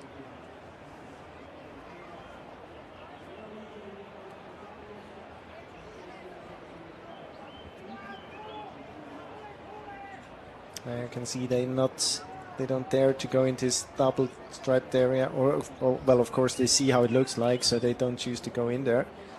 It'll be interesting to see how far up the hill they will climb before they leave the path now. There. At the finish, by the way, just past the 600 team marks finishing. 600 teams through at the finish. I thought you might like to know that one.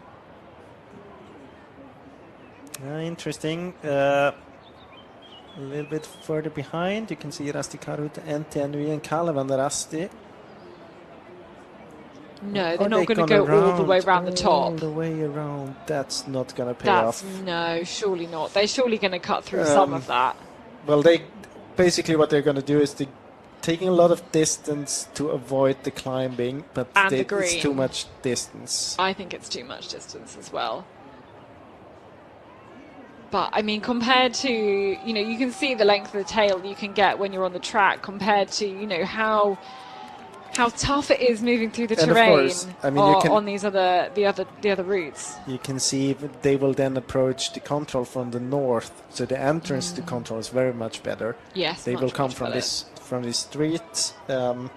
But I still think it's too far to go. Well, that's such a risky move. They're clearly not having fun going through the terrain. I don't know how many of the teams are having fun right well, there. no, but clearly someone in that group has gone, that's enough. I don't want to do this. Have they been before? Is this Kalevan Rasti team? Group, or was it the Kore group? Probably something in between. So Kalevan Rasti was ahead of Ukokora at 8th control, with Helsingin Sunisiat, who they're also on the little detour with, I think.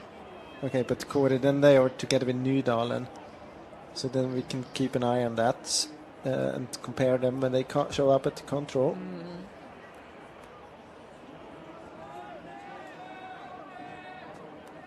And now we can see as well that it's Simona Abersold setting the pace.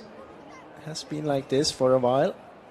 Yeah, she's caught up 1 minute 44 seconds was the deficit at the changeover. Caught up most of that just towards the 3rd control, or even just the 1st control.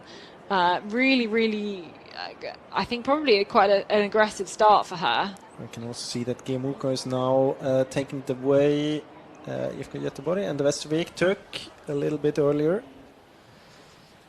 But here we're waiting at control 10 after 4.5 kilometers on this second leg, 1 hour and 18 minutes since the start of the relay. And here we have her, Simona Abersold. Dropping into the control here.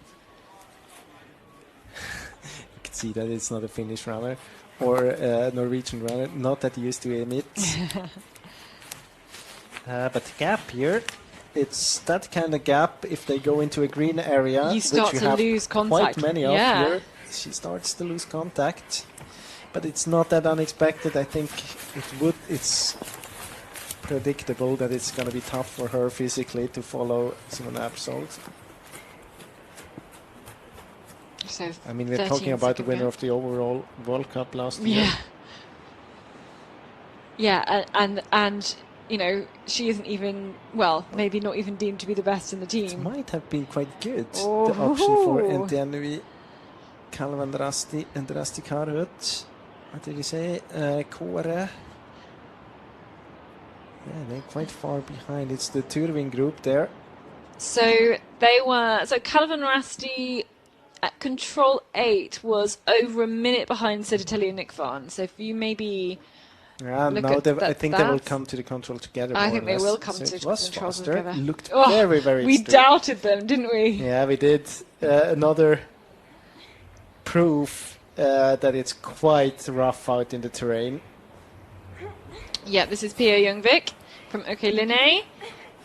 Climbed a place here into third, which means at the expense of Becca Lagert's dropping down. So the gap, 1 and 25. There before. The gap, what, between the lead and Linné, Yeah. it was 1:06, so now Okay. 1:25. So on this leg, loss of about 20 seconds. Yeah, So it was definitely see, better. yeah, the teams closing then in on this 10th control, which is where we have the camera there. We've got the teams closing in, and that Entenui team, Sedatelia, Nick Van as well. I think, I reckon they're probably going to get to the control fairly similar, because now Entenui done pretty much all the climb to this control. Tampere period 2.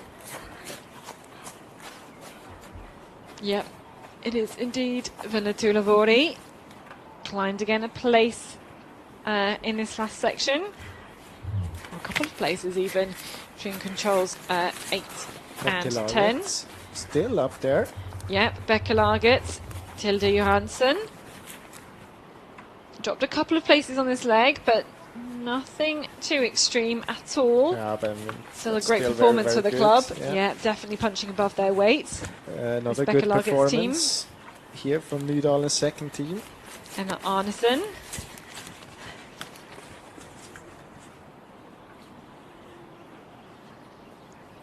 Yeah, Emma Arneson, I'm pretty sure we've seen her in the first team at Team Mila. Södertälje and IFK Göteborg a bit far to the south.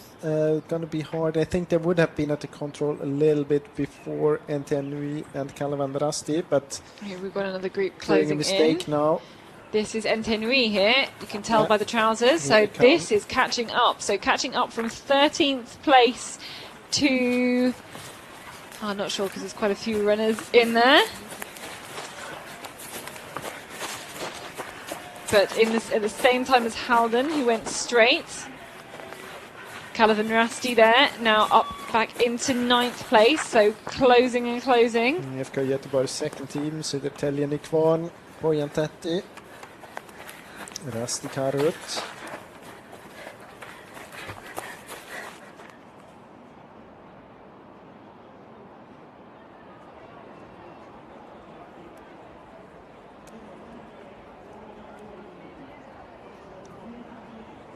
Yes, that whole group who went north catching up.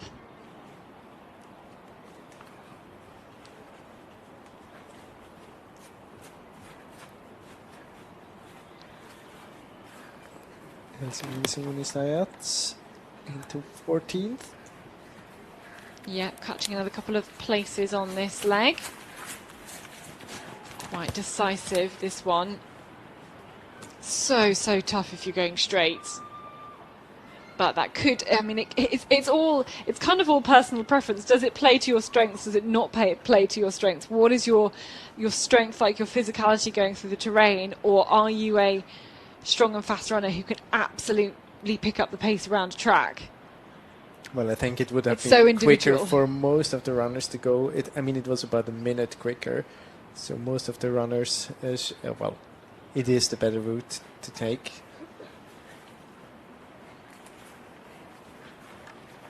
Helsingin Suunnistajat's second team. Yeah, right behind the first team. Nydalen Nydalens, that's Ann-Margrethe Hausken Nordberg. leading her and giving for Yeah, it looks like Grace Malloy. And Eva Örnhagen Jörgensen. it is indeed. Kokora also through there, Vilma von Krusensperna. Just punch there, number 9. And this is, you've got Göteborg number 3, Clara Axelsson.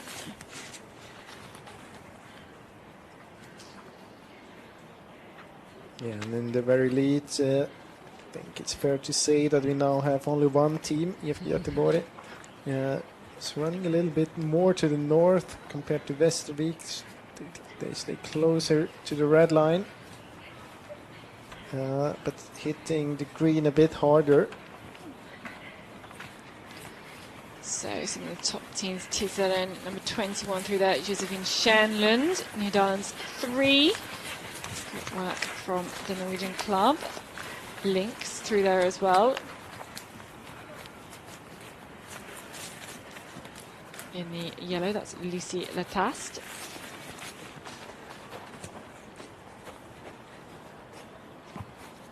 Pavien Rasti. Milja Vatia. And for the small mistake now for Simona Abersold. I mean, we're talking about 7-8 seconds, but might give a chance to Vestervik to get a bit closer again. They're approximately 25 seconds behind. And then the next control from 12 to 13, another long leg. Well, probably even a bit longer than the one between 9 and 10. Yeah, it was another very interesting set of route choices, I think. Yeah, but given the fact that it was so much quicker to go around, I think it's fairly easy to choose here. If you have been choosing before and you notice that you were quicker, I think you were going to choose path again. Yes, you can see Gothenburg and Vestervik both leaving the control in different ways. Yeah. But there's two path routes you can go. You can go you can drop straight down west and go it's one way. we should take it when we see it in Yeah. the picture. Otherwise, it's so hard to describe I think to actually, you watching at home. yeah, It's a long leg. There's route choices. Newsflash. Breaking news here. There's always long route choices on a long leg. Unless your planning is really, really terrible. Sinte Jyväskylä through there. And 40 teams through in 8 minutes. about a Anyone minute we're gonna having- have Stora Tuna and Laden Sunistajat. Okay, So this now is we the can route talk now. about this. You can see that Vestervik keeping height, going to the east of the lake, definitely heading towards the road.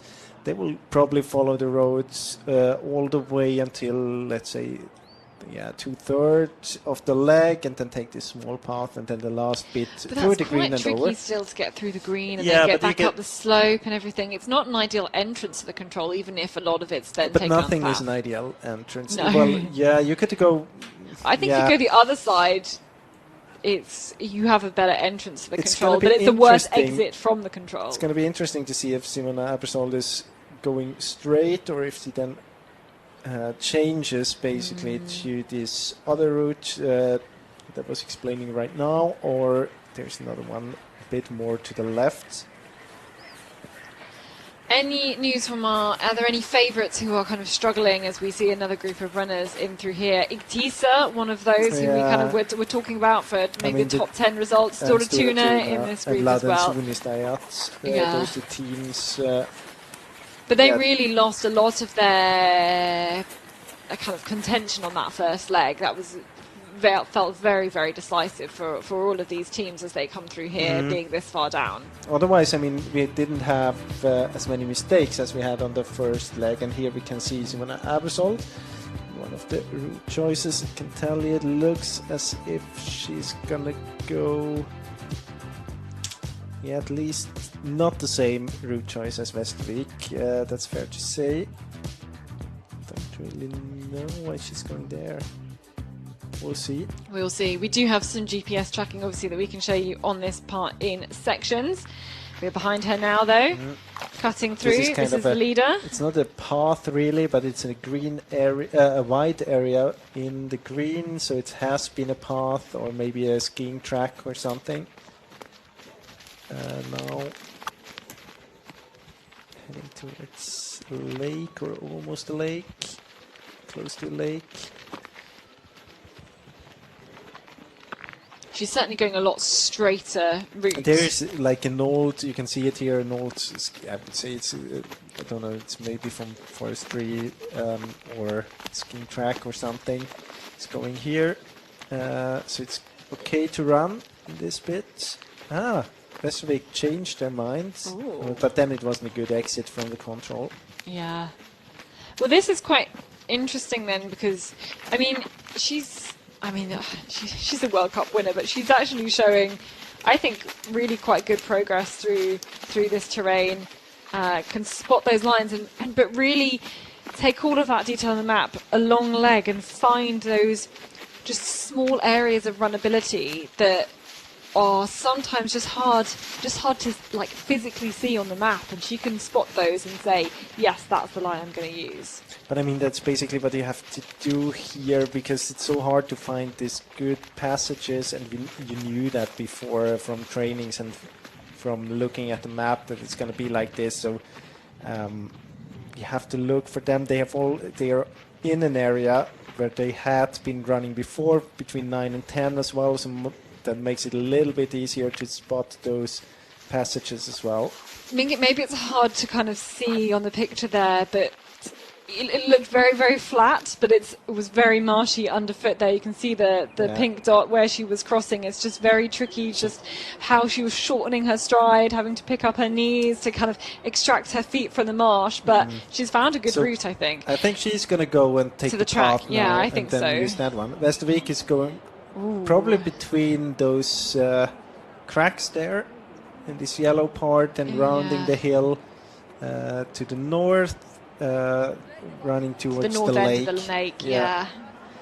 And then Yeah, I would attacking from expect... there. Maybe she's even going to the lake a bit more straight. We'll see now. No, she's going in between there.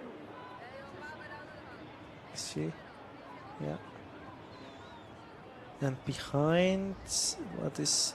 Halden went out again. They are going to go. So they entered control 12 back from where they came from and all the way around.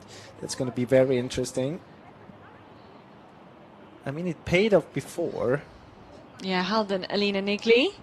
Yeah, it's had to be a Swiss one. 3 Swiss and 1 Brit in this Norwegian team, in this first team for Halden. Yes, it's a very Swiss route to try and find the paths out and avoid the climb. Going to this one as well. Thing is, I think if you're going to go and take that track, like you might, it's not a bad shout going all the way I back think it's out there. definitely a good option, or it is an option. I mean, I'm hoping we can get some sort of breakdown of how long people have taken on this leg. Following the lake lake she's following the lake, okay. Yeah, but she looked very strong physically before she has the energy to execute it like this, so I think that's a good way for her to go. This is Pia Jarvik for Ugolinia. Yeah, also crossing this marsh. Is this the same place that Simona Abersold was earlier? Yeah, it is. Yeah. Her GPS stopped, but it has to be. Yeah, it looks like it is.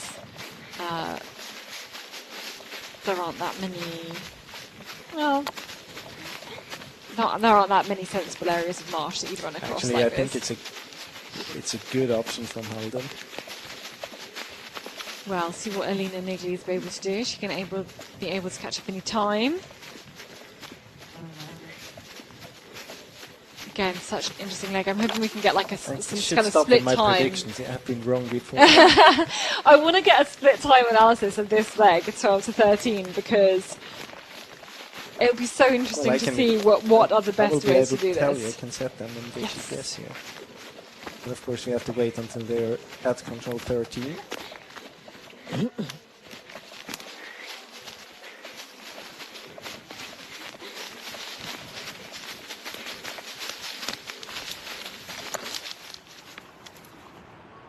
So Nydalen and Halden going all the way around.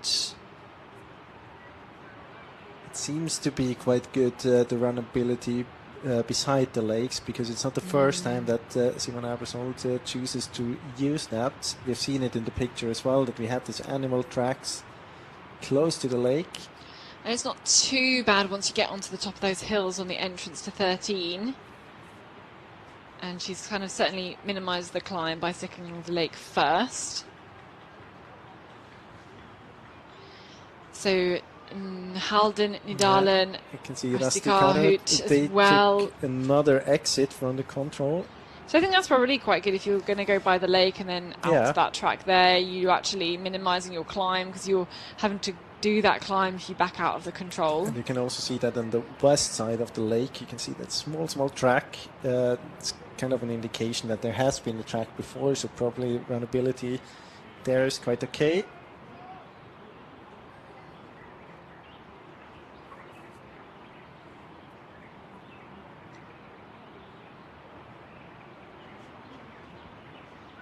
But I think the route in from the kind of eastern track option looks so kind of tricky, and there's lots of crags and things in the way. Yeah, but I mean, in the end, it's about 250 meters. You have to fight. It's not green all the way. It's okay. I think if you look at how many shaky passages you have if you go straight. But yeah, what was the distance? What was the gap before? Between who and who? Between Göteborg and Halden. Halden. It was 3 minutes 20.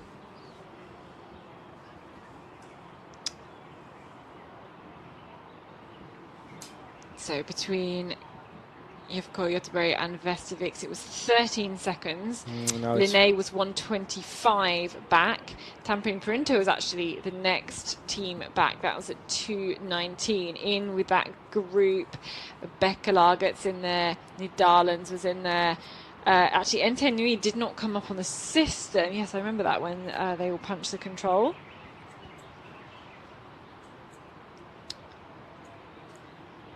Try to find Tampere. Oh, they are here. Tampere Perinto in the group with NT Nui. So Kokora probably going to be maybe the only one here to take this more westerly track route. Jumping onto the track now. Now Halden leaves. Leaves earlier than you thought. A bit earlier. I think maybe avoiding some green. I would have done. It's still green there. Yeah, but avoiding the darker green where that stream is and some of the cracks. It's going to be interesting to see what Nydalen is doing. They might go a little bit further on.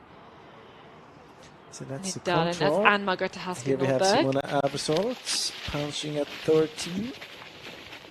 Yep. No problem for her. Very, very direct route.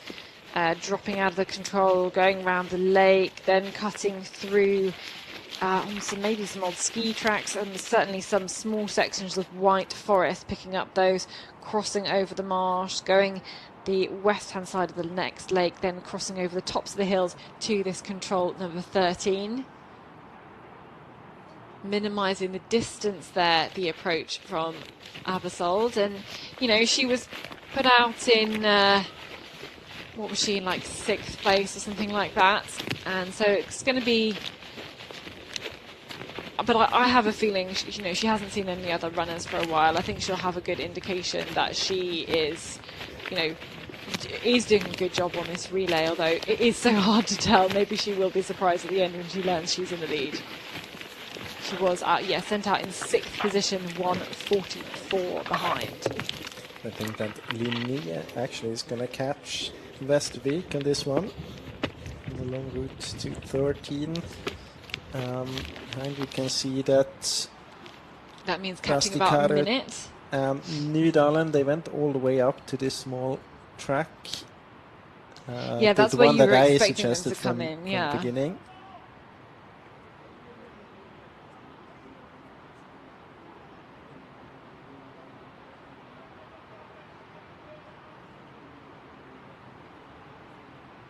So all changed. It feels like the lead, well, maybe not the lead, but the groups, the packs, changing really quite a lot. But all the main teams still in contention.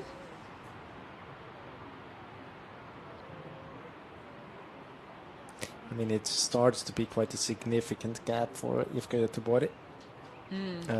When you think about the runners to come, it's Sara Hagström and Sanna Fast.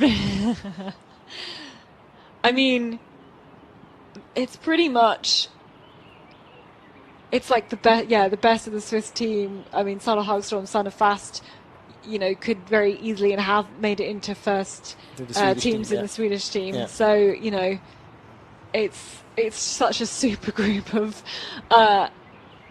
elite And we have national team runners. Linnea to the control and Vestervik. Yeah, just ahead of Vestervik. So catching up well over a minute there. Linné Per-Youngvik doing a great job on this second leg. She's got Ida Öbro next, the Danish runner, I'm pretty sure. And Linnea Per-Youngvik, she lost a minute quite exactly, between 12 and 13 compared to Simon Abersolds.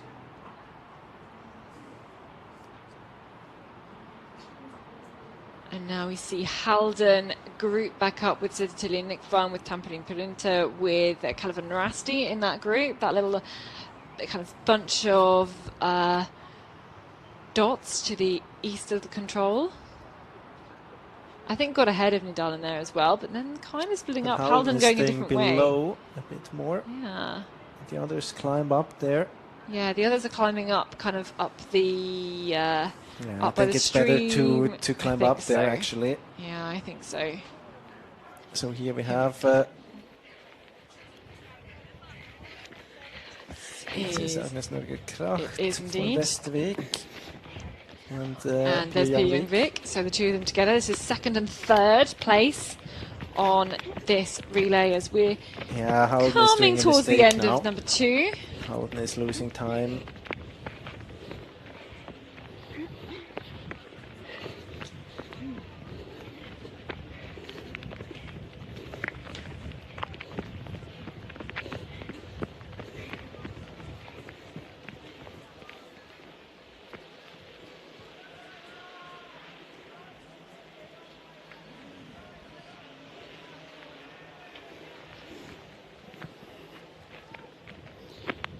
So we will pick the athletes up as they just after they cross these power lines then.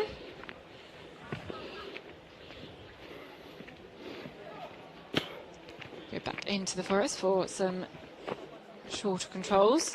On the way towards this control again, where we expect in about a minute Södertälje, IFK Göteborg's second team, and NTNUI. And then there's a small gap to Calvin Rasti, Tampere Perinta.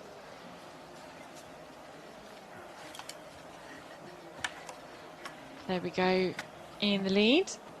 Simona Abersold punching that control. I think Yeah, now we're yeah, quite much further ahead again. yeah. She's a few controls ahead of the others. Just growing and growing that gap now.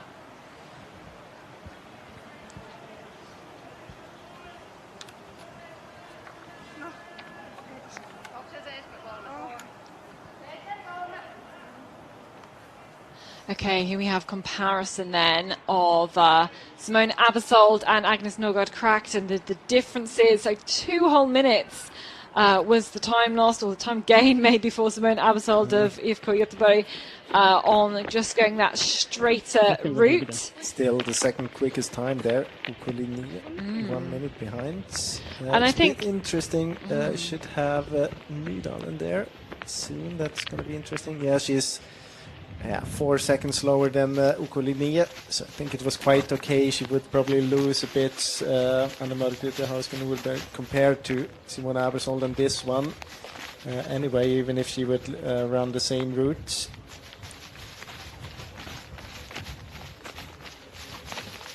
So some good marsh running here by Simone Abersold, and she's just it's the micro details of her route as well. It's picking really good lines, like either through the terrain, whether you can see them on the map, whether you can't see them on the map, just being very, very precise. And there's the comparison then. So actually 2:23 for Halden, but Halden did that mistake there. as you can see. So just going along to, and that's the trickiness of coming at the control from basically a long line of basically a long slope where at the bottom you can't really see very much. You can't really see the crags that are a bit higher up, and to know the distance judgment, exactly where you want to get up and get, you know, to the next point is very tricky. I guess you should see the cracks from below there. I think, and she was together with the But others. there's lots of cracks. I That's the think she problem. just thought that she came to this wall there on another spot than she actually did. A bit more to the Parallel south. error, yeah. Okay, lots more athletes now closing in on this 13th control. Passing Sinestiat there. This is further on. This is the 18th control. And there is Agnes Norgård cracked. So 2 minutes 30 down. So the favourites, IFK Gothenburg, with a 2:30 lead. That's still okay if you would tell Agnes Norgård on beforehand that she would lose about 2.5 minutes on a long distance compared to Simona Abersson. I think that would be okay. Yeah, definitely. Although she did have a 1:44 advantage. But I mean, she had lost that after the first two controls. Yeah. Yeah, absolutely. So top three through there. IFK Göteborg, Vestovics, OK, and OK Linné. So now Back we are behind actually Abersold. very close to the finish already, to the changeover. Yeah, we really are. Only a few more controls to go in some of these kind of flatter sections. And really, these athletes are making such light work of this terrain. They really, really make it look easy and straightforward. But we've both been, well, I was about to say running through the terrain. It was more like ambling and trying not to fall over through the terrain because it's so tricky. There's lots of fallen branches. There's lots of undergrowth, things like this. And it is very, very rough in places. So, I mean, Simona Abersold's one of the best orienteers in the world, if not the best orienteer. You know, you could absolutely make your case for her being the best orienteer in the world. And yeah, she's just making it look so, so easy. Krikansen had a good time on 12:13. They were 45 seconds slower than IFK Göteborg. They went to the west of the lake just after the control, then back to the path, running all the way the Nydalens way. So very well executed. There we go, punching the control. Only a couple more to go for the leader here, for the Swiss world champion. Back at control number 18. So we've got quite a few runners from previous legs. But this is Powder Gross here from Mora. Has caught up from the last TV control from 8th to 4th. And actually, Paula Gross had a good few test race results last weekend for the Swiss national team. So no surprise to see her up there. It was also Miritana Erdem we saw through as well. That's for IFK Gothenburg second team. Again, a Danish international runner. A lot of the teams, understandably, I mean, this is the longest leg of the whole course. They want to put, you know, probably their second best runner on the team on this one, or even their best runner.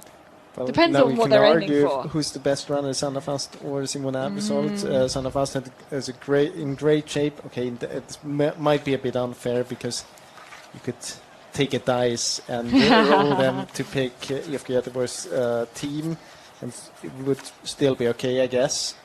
Yeah. But otherwise, yeah. Why not put your strongest runner on this one? I still think that most of the teams have the strongest one on the last leg. So Elisa Mattala from Calvin Rasti coming into 6th place there. Venla Tudavori from Tampere Parinto into 7th place. But here is Abersold in the lead. There's only one more control to go before we will have her at the finish. It is still got a bit of climbing still to go. She's basically got to go straight up the hill that you can just about kind of see in the distance. She's going to go a little bit right of the line, I think, there, and try and maybe minimise some of the climb or not take it quite as steeply. So just through there, quite a big group. So we had Alina Nigli from Halden, Entenui, Södertälje, Nick Van, Poyentetti, Ludinger, Nydalens 1 and 2, Rusty Kahut as well. So that's quite a big group there from about 6.5 minutes back.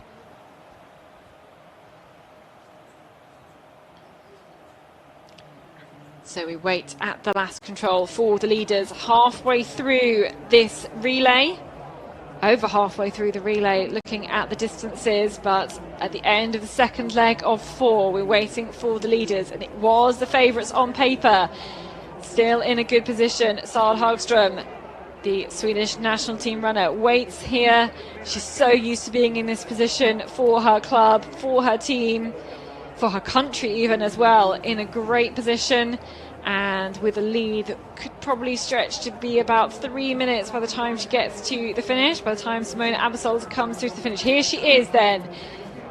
Here is the Swiss runner about to punch this last control, and just a run in to go now. She's got to put her head down and get to the finish line, change over, but now she will start to smile when she realises the position, the leading position then for IFK Göteborg into this finish arena, getting the applause of the team. Simona Aebersold all alone in the lead here, halfway through the Venla Relay. A storming run from her to pick up nearly 2 minutes to break into the lead and then pull away on the long leg and just keep pushing and pushing. We knew that last part of the race is probably where she was going to come into her own. And fantastic work from Simona Aebersold, such a reliable relay runner, whether that's on last leg, whether that's on the second leg here. Fantastic work. So she takes her map, she's going to hand over to Sara Hagström, and a lead there for the big favourites on paper for IFK Göteborg. They won Tiamila. Can they do the big relay double this year? We'll wait and see. Back in the forest, this is Mikkeli-Jukola. This is Pia Young-Vik. She was in 3rd place at the last control, at the last TV control.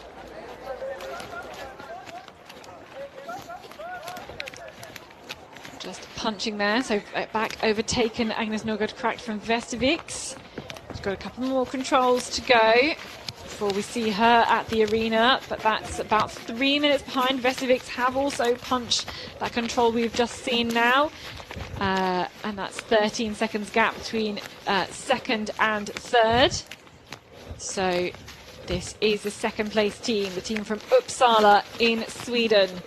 Mikkeli-Jukola and Pia Young-Vik, the Norwegian, in a great position.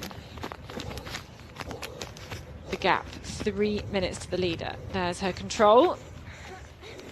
And now the last control. You see all the photographers there out in the forest taking the photos of her. And Ida Obro there, number 14. Double thumbs up from her. She'd be so proud of the rest of her team. And now she just, you know, you run through all sorts of different situations, different scenarios when you're kind of a 2nd, 3rd, 4th leg runner. Which position are you going to go out in? And this is a dream position for Pia Young-Vik and for Ida Obro. Just waiting for the runner to come in. Seeing the last control there on the edge of the quarry, the edge of this arena, right slap bang in the middle of the forest here. So just a few more seconds and we'll see her at this last control for Linné. Here she comes. Here's the Norwegian.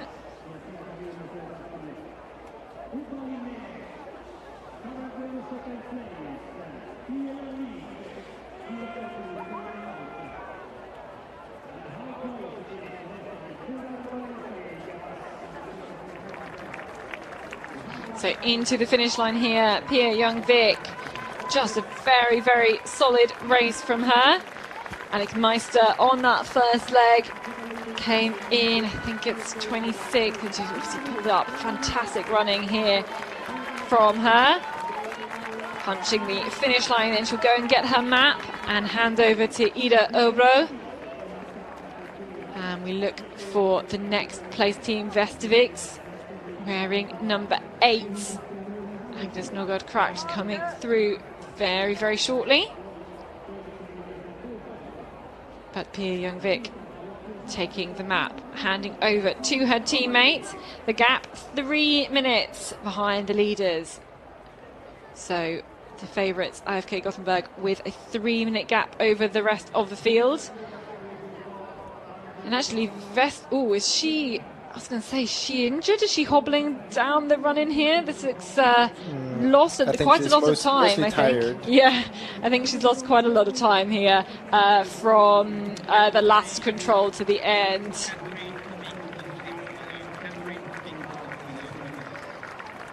Okay, so we're going to hear now from the leader. Big smile, as usual, from Simona Aebersold here. You look like you started very, very strongly. How was your race, Simona? Yeah, it was really good. I mean, I had the newest shoes I could have. Forgot my shoes at the accommodation, so I had to get some new shoes, but luckily VJ has good shoes, so I got the shoes, so it felt really good. And I knew I had to concentrate after that bit of adrenaline before the start. So no, I came into the race really well and felt strong. It was a bit hot, but then I felt like somehow I overtook the teams and I was alone in the forest. Wasn't sure which route choice was the best, but I just trusted my route choice and gave my best on executing them well. So I'm really happy with the race. I think the route choices might have been really quite decisive here. How did you go about making your decision? What did it come down to? I thought it was quite good runnability in the forest, so I tried to search those passages between the hills where the runnability was good and stay quite close to the line. So yeah, that was basically it. Yeah, and then obviously coming to the end, just trying to keep your focus and come to the end. Did you know you were in a leading position? In the end, I thought I was. In the beginning, I had no idea. I saw Agnes in the forest, and we ran a bit together. So I wasn't sure if we were the lead or where the other teams were. But in the end, I was totally alone. So I thought it could have been the lead, and then I was quite sure when I was at the last control. So really nice feeling to come in first on the second leg. Congratulations, it was a fantastic run, and obviously good luck for the rest of your team as well. We will leave it there with Simona Aebersold. So a few other teams in here as well. Vi har fått in Göteborgs andra lag på en fjärde. IFK Mora är femma och just nu kommer han att ta miste för MT NOI och slår i som sexa då. Men det stora avstånd bakom har vi också Nydalen med Hausken Norberg. Vi har Grace Molloy för IFK Lidingö och på väg in är också Södertälje Nykvarn med Klara Borg, Tampren Pyrinte, Venla Taulavuori, Rasti Karut och Kalva Rasti, men då har det gått över 7 minuter när de stämplar vid den sista kontrollen. Och det sprider ut sig alltså. Det måste nog ett misstag till från IFK Göteborg, Sara, eller vad tror du? Ja, nej, det måste det. Vi såg en liten miss där från krasch på sista kontrollen faktiskt. Ska vara helt ärlig säger jag gjorde samma sak igår, för det ser lite annorlunda ut i terrängen. Ja, nej, det gäller att hålla i det hela vägen in. Här kommer Halden som också har tappat lite på slutet med Nigli. De har en bra avslutning, ett 13:e lag.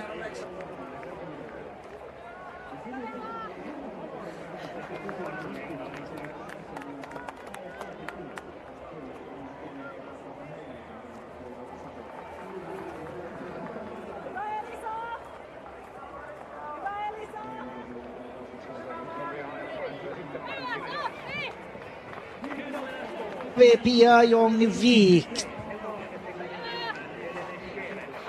Ja, det var et bra løp. Det var veldig tungt. Det var å kjempe hele veien. Terrenget var kjempetungt, og i den varmen så var det verre. Du var ensam nästan, ja, i alla fall till du kom ifatt Västervik där. Det var många svåra vägval. Var du tvekade du någon gång var du skulle ta vägen? Eller bestämde du dig ganska snabbt på de långsträckorna? Hör du oss inte, Pia?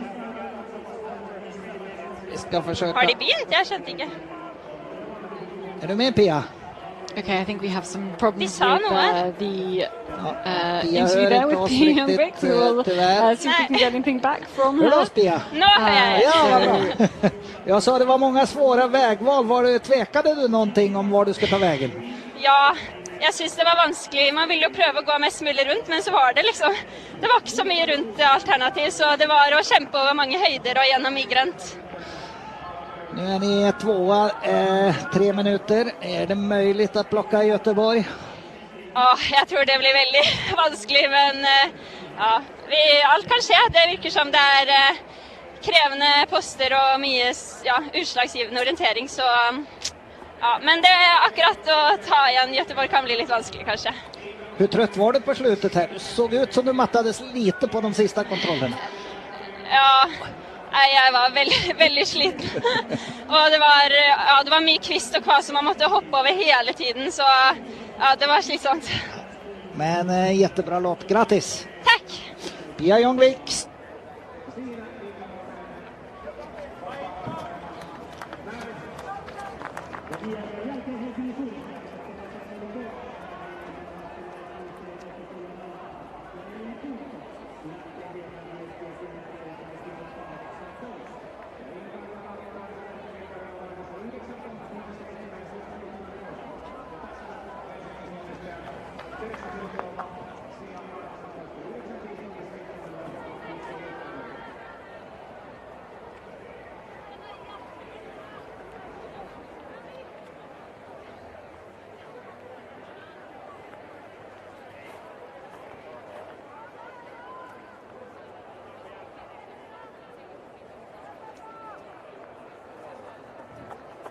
Apologies for the issues with the sound there. I think we might hopefully be back as we see 32 teams into the finish.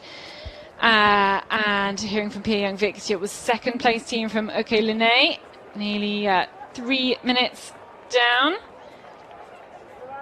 And 18 teams through to the finish. So we saw Miritrana Erdem come into fourth place for the IFK Gothenburg second team. Paula Gross, Ludinger and Tenui still up there as well. Two of our favourite teams, Calvin Rasti Halden in their 12th, 13th place. They're 7-8 minutes down on the lead. And actually we're almost already at the third of this third leg, and it's the shortest one, very isn't it? very soon we're gonna have the leading team to the first TV control. It's still EFK Göteborg, and it's the same TV control as we have seen on the first 2 legs. So I guess a recap of leg 2. How to recap this relay? It's all been going kind of quite a lot. I guess leg 1 we saw Calvin Rasti Halden out in the start as we wait for the first team through at our first radio control.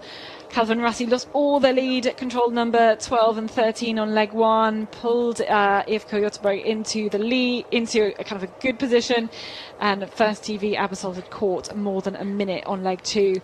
Halden had a good route choice along leg, then made a miss. Lots of changes in the middle packs, and Linné catching into second place. And here we have Sara Högström now to the first TV control after exactly 2 kilometers on his third leg. There we go, into the lead. So she had a lead of about 3 minutes at the changeover, ahead of Linné and then ahead of Vesterviks. So whether she's able to catch any more, she'll try to put together a stable race. Of course, she had quite a tricky, Sara Högström had a tricky year last year with a lot of injuries. She had to take a long time out of orienteering. When we saw her last year at Tiamila, she was part of the commentary team because she wasn't running. I think she was allowed to run about 100 meters at that point. So obviously kind of on, I think, quite a considerable road to full fitness. And obviously she's a European champion. When she's at her best, she's really, really, really world class. So just still recovering, and a very good option for the shortest leg, where it still can be a lot of pressure, very, very tricky as well.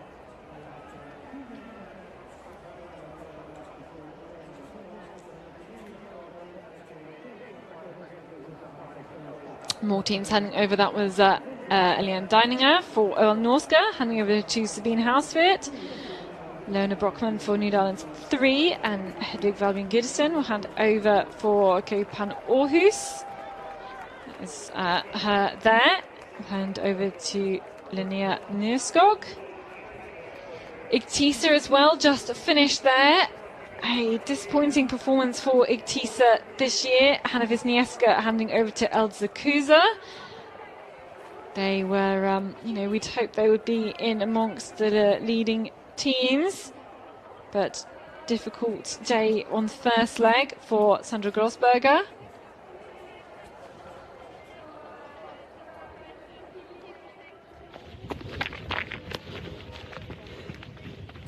And this is Lina Eliasson-Löf. Thank you. For Västerviks on this third leg out of 4. It's a little bit hard to predict where she's heading to. Yeah.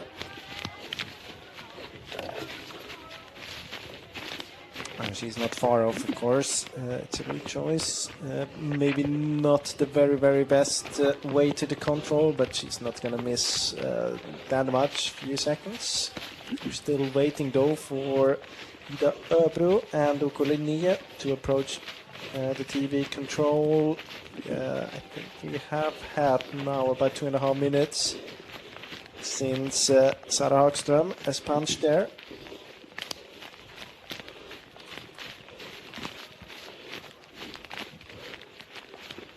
So here we have the control for Lena Eliasson-Löf and Västervik. Heading now towards the TV control as well. Yes, so still only Sara Hagström punched at that TV control, and it's about 3.5 minutes since she punched that one. Here we are, so very soon we should be able to see Ida Öbro.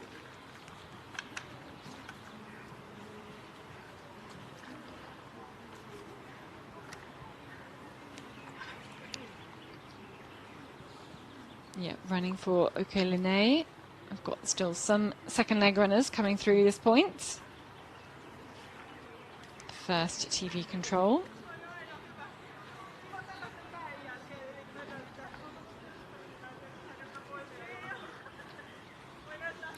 There she is. Now coming into the picture, you can see she's wearing the vests, the GPS vests. Punching right there, and well, you can say that Sara Hagström started very well into this third leg, 1 minute and 23 quicker, approximately.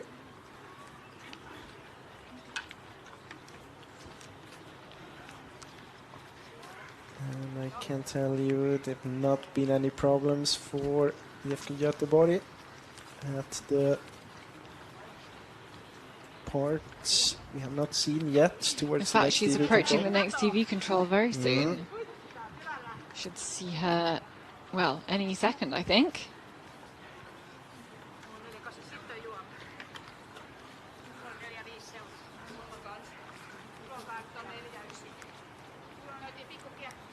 Are we gonna get Stura Tuna to the changeover as well? Yep, that is Magdalena Olsen. And it will be about 48th place. It is 49th place, 17.5 minutes down. And not even Tove Alexander can bring that up. Eliasson-Löf approaching the first TV control. The gap 5.5 minutes. But still in third position. Yeah, lost a bit of time. Oh no, about a similar time to running to Ida Öbro.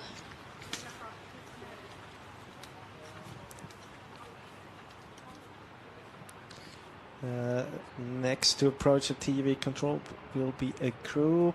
I think we're going to have Halden, if we Göteborg's second team, Kalle van der Rasti and Tamperen Pyrinto. So now on the GPS tracking, we have the leaders in the picture for this longer leg over some of the tops of the hills towards controls number 9. And then some of the forking that we haven't managed to see in the broadcast earlier. This is Marika Teini. It is a very familiar figure of Marika Teini, Finnish runner, a great middle distance runner, middle distance specialist, some might say, and maybe makes her an obvious choice for this shorter third leg. You can see how bushy it is, but looking at her running style, you can see that she has to do a lot of work to get forward in this kind of terrain. I think it just I mean, she's such a world-class runner, and I think it shows just how well Simone Abersold is taking on this terrain, because she made it look, both of them making it look so easy. Okay, we wait again at this TV control. 2 kilometers of the way in. Only 3 teams through so far. We're already up to 7 minutes since we saw Sara Hagström for IFK Göteborg through. Could see the second team. We could see Mora. There's quite a few teams very close together, as we saw in the changeover. Teams like Calvandrassi that we just seen in the picture. We have to wait another, let's say 30 seconds, but I think there's a team approaching here. Yeah, is this Mora? No, there's just not. Oh, yeah, it is Mora. Victory Skachova.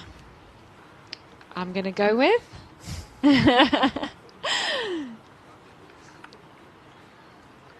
Yes, they have Denisa Kralova on the last leg. Now we can see the other teams coming over the hill. This is Marika Teini. Yep, with the red trousers. It should be very easy to spot. And this is a really good start from Marika Teini. She's caught up a lot of places. So Calavan, Rasti and Halden were in 12th and 13th place, now in 5th and 6th. So a great start from Marika Teini and from Megan Mitchell running for Halden. And then nu IFK Göteborg's second team there as well, Tampere Pyrintö. Yeah, big group then, just seen through. Waiting for Rasti Karut and Södertälje Nykvarn.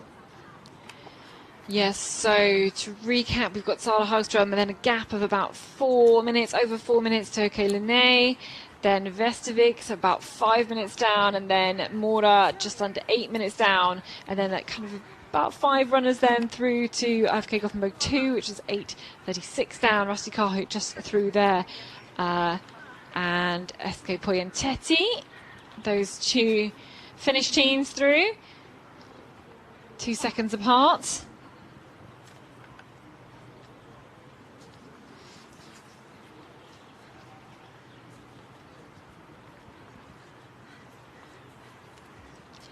And a reminder, defending champion Stora Tuna only just inside the top 50 teams.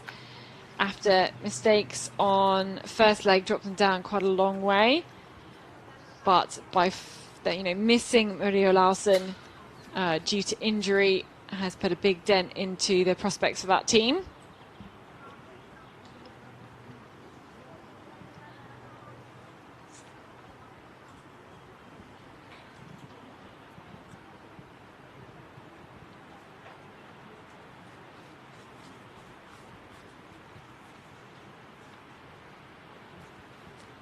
Leading her through, that was Emma Biesmo. Stockholm-based team. Linné is doing a strange mistake now at control 8. I'm allowed to talk about this one actually. She should approach the control. You can see the control there. And she went all the way down to the lake. I can't really understand that, because if there is any feature on an orienteering map you can see from distance, it's a lake. And it's quite obvious that you don't have to drop those 12 and a half meters down to the lake. Yes, and if you come where Vestervik is there, come across that top, you've not got to drop very far into the control. You should see it. It's okay to drop down a little bit in order to see the lake, and then kind of guess the distance you have to the lake in order to get to this hill and to the crack. But you've got to be all the way down to the lake. You've got to be a couple of contours up. You're not going to get any more information from going down, are you? I was a bit afraid that she would be injured and wants to cool like the ankle or something, but it doesn't look like that, because she's just continuing to run now. So there's absolutely no reason to run down to that lake. Eli Punto just punched there for Helsingin Sinistajat. Eveli Karsaku, the Estonian European medalist, on the last leg.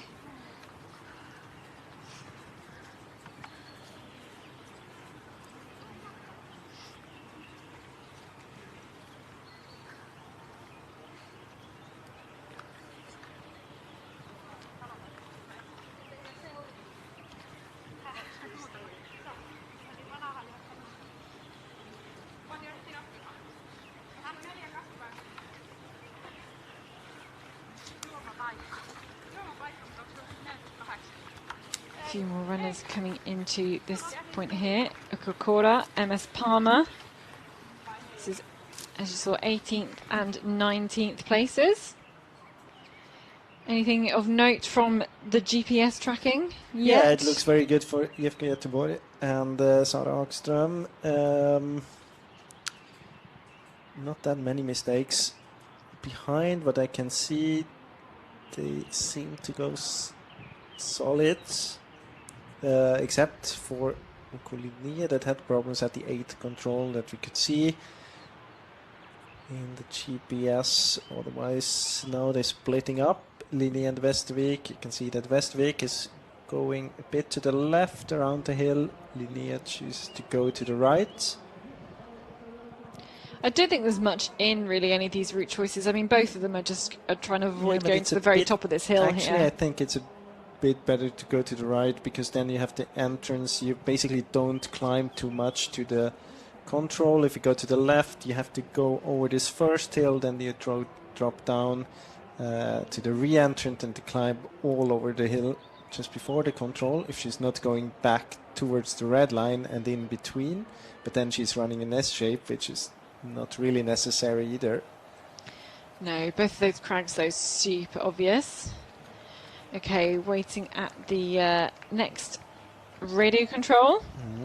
Waiting for IFK Göteborg and Sara Hagström. Yeah, this is control number 12. So Here here she is we go. already. Yep, straight on the line here, no problems whatsoever for Sara Hagström.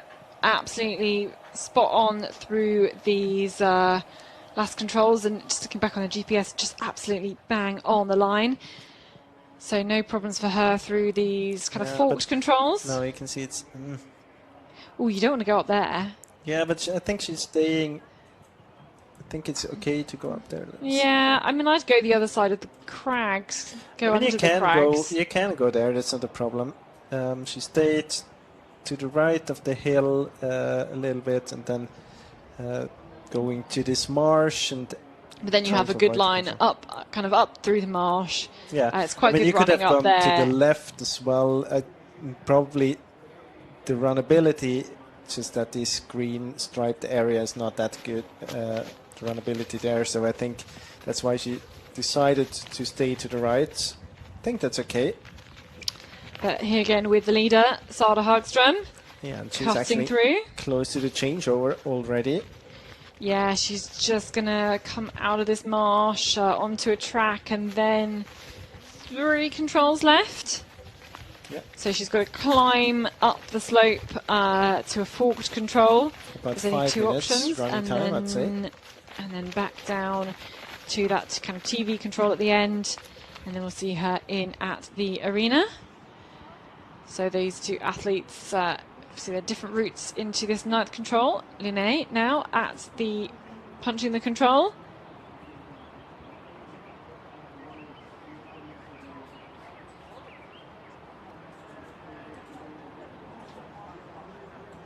Yeah, and already now you can see, unless there is a big mistake by IFK Göteborg, either on the very last part of this leg or then by Sanna Fast on the last leg, you don't really know what should happen. You don't just close a gap of about 5 minutes or more by running a bit better in executing legs. But it's going to be a long last leg again, more similar to the second leg. Yeah, not quite as long, but 27.6 kilometers, about 90 minutes. 90? No, we're being very slow. 60 minutes of running, or just I think there are under. quite many of the runners out there would be happy to make it under 90. Yeah. Definitely. It's so rough out there. Were you surprised to hear Simona Abersol think the runnability was good?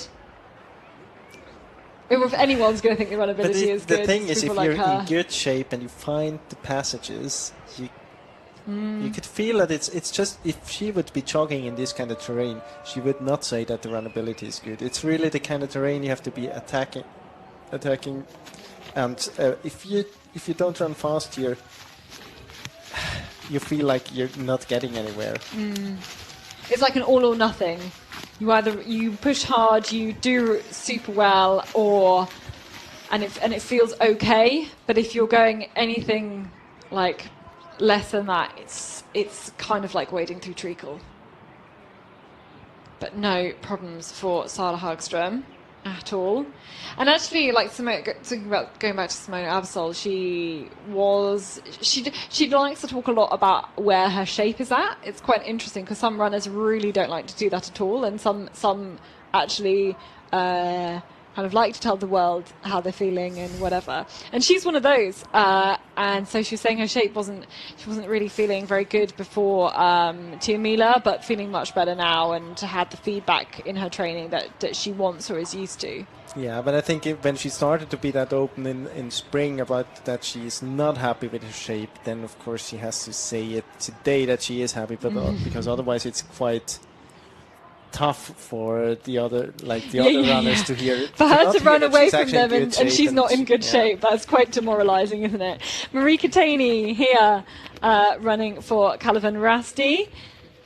Finnish club, you can see just going next. I mean, some of these cliffs are so obvious in the terrain. Yeah. They're and I mean, huge. in this area where they are right now, the runnability is actually quite good. So that's also the case. I mean, it's the thing that you remember in the finish is the one that happens, like the ones that happened 10-15 minutes ago, and 10-15 last minutes of the course were quite okay runnability. It's not bad at all in some of these sections. So going across the power lines, about to go to these different forked controls. As you can see there, the red dot for Calavan Rasti, that's who we've just seen, Marika Taney in the picture. She's going to the I controls. That is the most westerly of all those controls, the one nearest the top of your screen. And the leader then, Sara Hagström, just doing her job exactly as required. She's got to go straight up and over the hill then to the next control. That is the last control on the course, and then in home and dry, ready to hand over to her the next last one is the last one. Yes, I got it wrong last time. I checked it this time. So she's got to go up and over this hill, and then we'll hand over to Sanna Fast. Took the last leg in Tiomila as well, for the winning team there, and they were big favourites for that race. They're big favourites again here for this race too, where they actually took the double, first and second teams in first and second position there. We are back though. This is a 12th control, so Sara Hagström is a whole TV control ahead, and Mikkeli-Jukola next to punch Ida Öbro, followed by Vesterviks, Lina Eliasson-Löf. Hand over to Elin Karlsson. Mikkeli-Jukola, it is Jana Rydefelt on the last leg, another Swedish national world champs team runner. Sara Hagström, though, just contouring around the hill here, dropping into this last control. Light work here for Sara Hagström. That is the last control, just to come into the finish now. And after 3 out of 4 legs, IFK Gothenburg still in command, still in a controlling situation here. She's going to have, so she had 3 minutes was her lead at the start of this leg. I'm pretty sure she'll have grown it. And very happy to see Sanna Fast there. It's a very similar position to her run last month at Tiomila, out into the leading position. So Sara Hagström at the end of her third and final leg. Job done. Alone in the forest the whole time for her. She will find her map number 4, and hand it over to her teammate. It's very warm here in the arena. Some of these athletes will be finding it maybe a little bit too much, but this is the third leg, the shortest leg, so job done there for Sara Hagström, feeling very, very happy. And I think we will hear from her very, very shortly. We've got the next 2 teams. They are 6 minutes behind, so we might have a chance to have an interview before we see the next athletes in, because those are the chasers, Vestervik and Linné. Crossing the marsh here, hopefully not crossing the pond. It might be they get very wet, maybe they need to cool down, and then the chasers after that as well. So that is the next control. We've had 3 teams through here. This is Marika Taney, you can see in the red trousers, coming up next.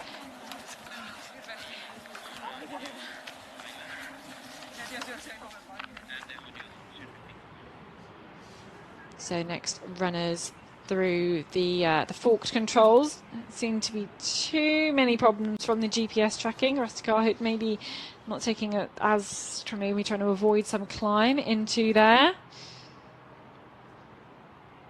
And splitting up certainly Vestervik and Linné.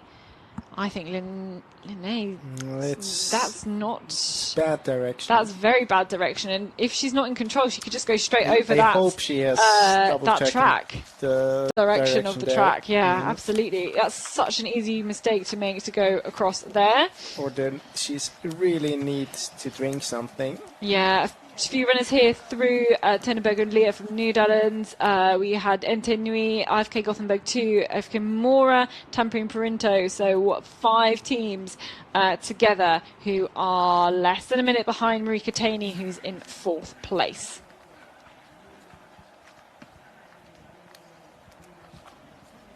It was definitely a mistake, bad direction out from control 13 by Uko Linné.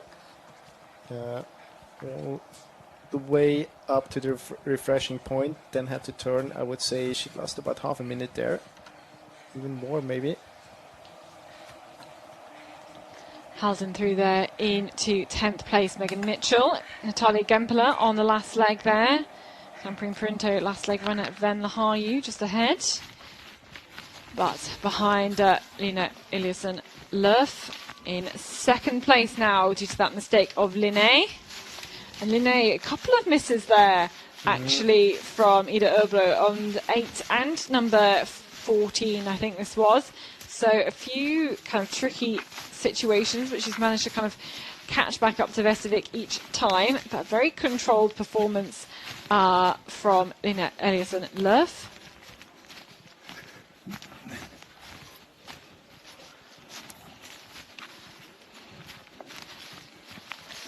Ja du Sara, det ser väl ganska bra ut det här. Ja, väldigt bra. Jag visste inte hur det såg ut när jag kom in, men jag tänkte gör jag ett bra tekniskt lopp så borde jag verkligen kunna dryga ut. Men så här mycket trodde jag inte faktiskt. Vi har inte sett att du har gjort något misstag. Ja, det var till sista kontrollen. Jag lyssnade efter spiken och sprang åt fel håll, så det var lite typiskt på ett nästan perfekt lopp. Ja. Men det var väl kanske en 10 sekunder som gick där, så att, ja, inte så farligt. Ni var jätteöverlägsna i 10 mil. Det verkar bli ännu mer nu. Ja, det trodde jag faktiskt inte, för att det känns som att det är till våran fördel när det är fler sträckor, eftersom att vi är väldigt många som kämpar om de där platserna i första laget. Men samtidigt så har vi ju världsstjärnor som Sanna och Simona och Malin. Så det känns... Och dig! Och jag! Ja, nu kan jag ändå säga det efter ett sånt här tekniskt lopp. Det kändes inte riktigt så i våras, men jag hoppas att formen är stigande.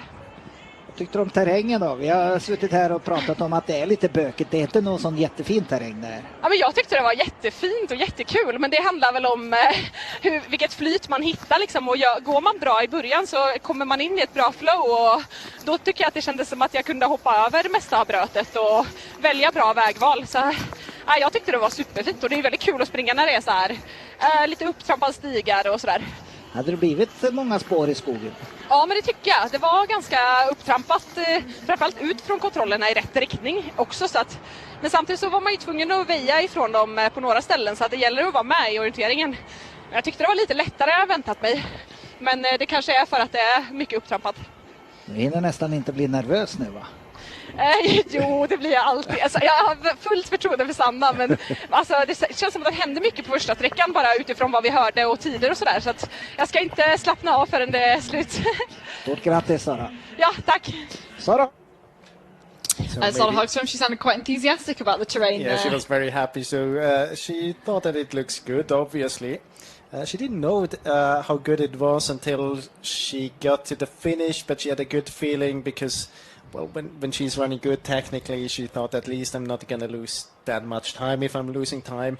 The only mistake she did was actually to the last control when she was just following the speaker sound, and then, she said that she probably lost about 10 seconds only. She also mentioned that it's a bit unexpected for them that they are so much in front at this point, because she thought it would be an advantage for them if there are more legs in a relay like in Tiemila. Well, this is a second place team. Sorry, just to interrupt you here. Second place team, Lena Eliasson-Löf, going to hand over to Ellen Carlson, who we saw just waiting there. So the gap now more than 6 minutes. To take 3 minutes off the front of the relay on the shortest leg, only like 36 minutes running. But I mean, she's a world-class runner. Lena Eliasson-Löf has been a world-class runner, but it's a few years ago. Just to finish it, Sara Hagström mentioned about the terrain that she thought it was very nice, that she got a good flow, and that she thinks it's important to have a good start in order to get into the flow. We have to mention as well the parts where she has been in is the most beautiful part on the map, so I can totally understand that you get she doesn't get into there. any green, basically. Yeah, not that many. A little bit of green at the start, but really not hardly any green at all. And she said that she's a little bit nervous anyway now. Well, it's a huge gap for Sanna Fast, so on a normal day she wouldn't need to be that. But it's Venla Relay. Anything can happen. They're tough courses. There can be drama just around the corner. And a little bit of drama for Kayline, who made a few mistakes out there. 8:14. This is Ida Öbro, and she's going to go and hand over to Johanna Riederfeldt, Swedish national team runner. But considering she was kind of neck and neck with Vestovics the whole way round, and dropping a minute here in the end, over a minute here, going to punch though into third place. And maybe we'll see some of the chasing runners very, very soon, with Marika Taney. Next could be the next one in from Calvin Rasti in fourth place. So Linné, Swedish team, goes and does a changeover, lifting up that fourth and final map, handing over to Johanna Riederfeldt on the fourth and final leg. 7:41. A big gap. I think it was about 8 minutes at the end of Tiemila was the gap IFK Gothenburg had over the rest of the field, and 6 minutes already here. Marika Taney, she's done a fantastic job here. This could be really significant here for Calvin Rasti after tricky times having to catch up all the way from leg one. A few mistakes there after Cecile Calandri lost all of her lead, but Marika Taney catching back up here now, putting them back into, contention at least for the top three. It's all about whether IFK Gothenburg, I mean, she has to make a mistake to anything to, there would have to be a mistake from IFK Gothenburg for any of the rest to catch up, you would think. Ja du Lena, du kan fortfarande. Ja, jag kan på min nivå. Sen om det räcker, det vet man inte riktigt. Men jag kan inte göra mer än vad jag har för kapacitet. Är man tvåa, inte växel, då kan man väl fortfarande? Ja, men det var jätteroligt, och framförallt så handlar det om att hantera nerver idag. Och TV påpekar ju att jag gick mycket, men jag får jobba på fysiken. Alla har gått, det kan jag berätta för dig. Tvåa för Västervik med en sträcka kvar, vad säger du till det? Ja, men alltså vi följer vår taktik. Vi har ju liksom löpare som är på väg upp mot världseliten och är med och tampar snart topp 10 i alla fall på VM. Alltså Aunes har ju gjort riktigt bra lopp och sådär. Men vi får ju jobba successivt. Vi kan inte bara slänga ut en världsmästare och lita på att det håller. Så vi försöker vara med genom stafetten och låta alla löpare få olika erfarenheter. Hur kommer det att gå nu tror du?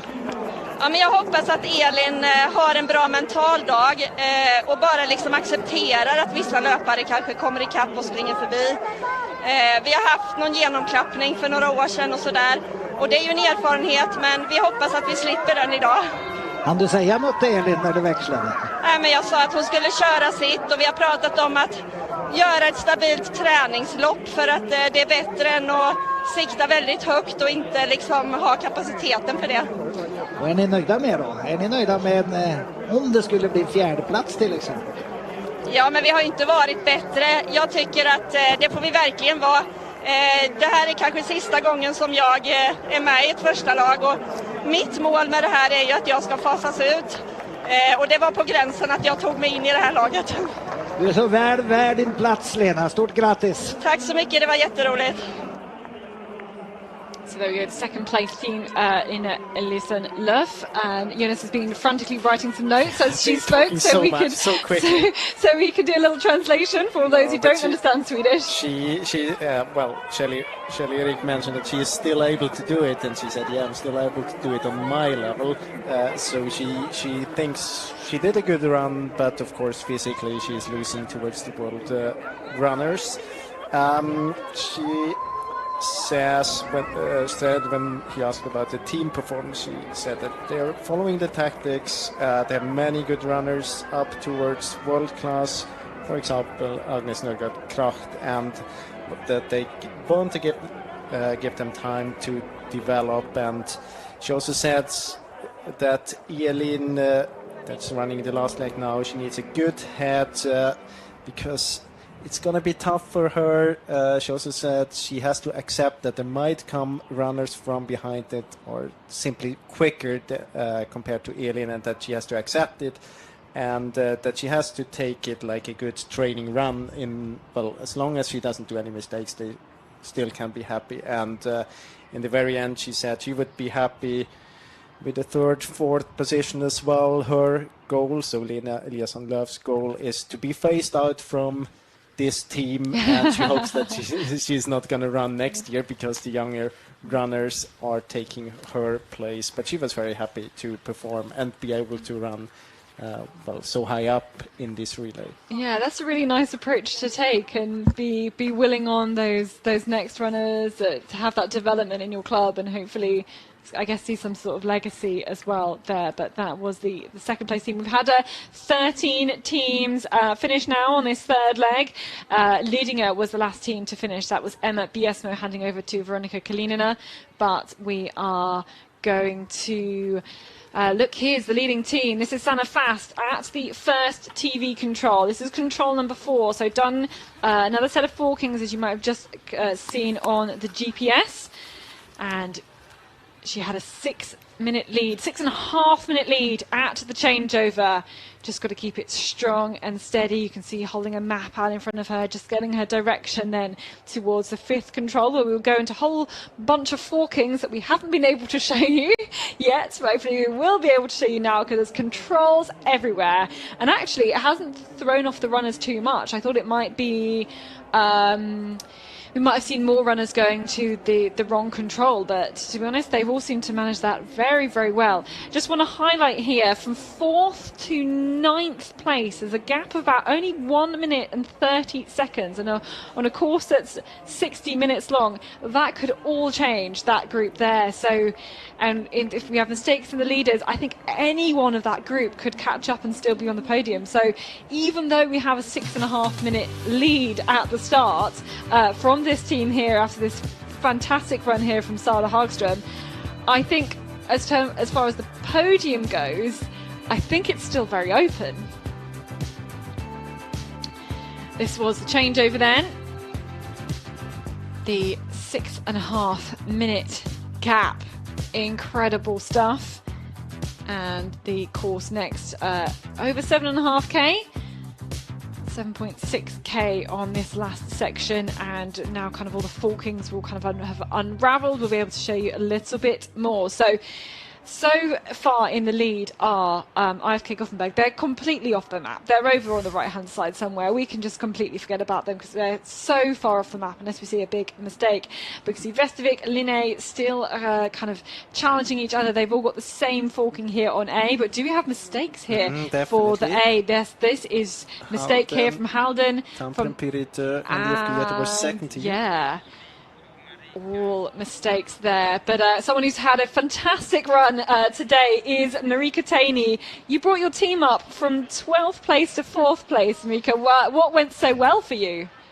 Well, I just tried to do my basic orienteering and not to try too much, because it's usually like when you are a little bit more behind than you would like to be, it's easy to try like too much.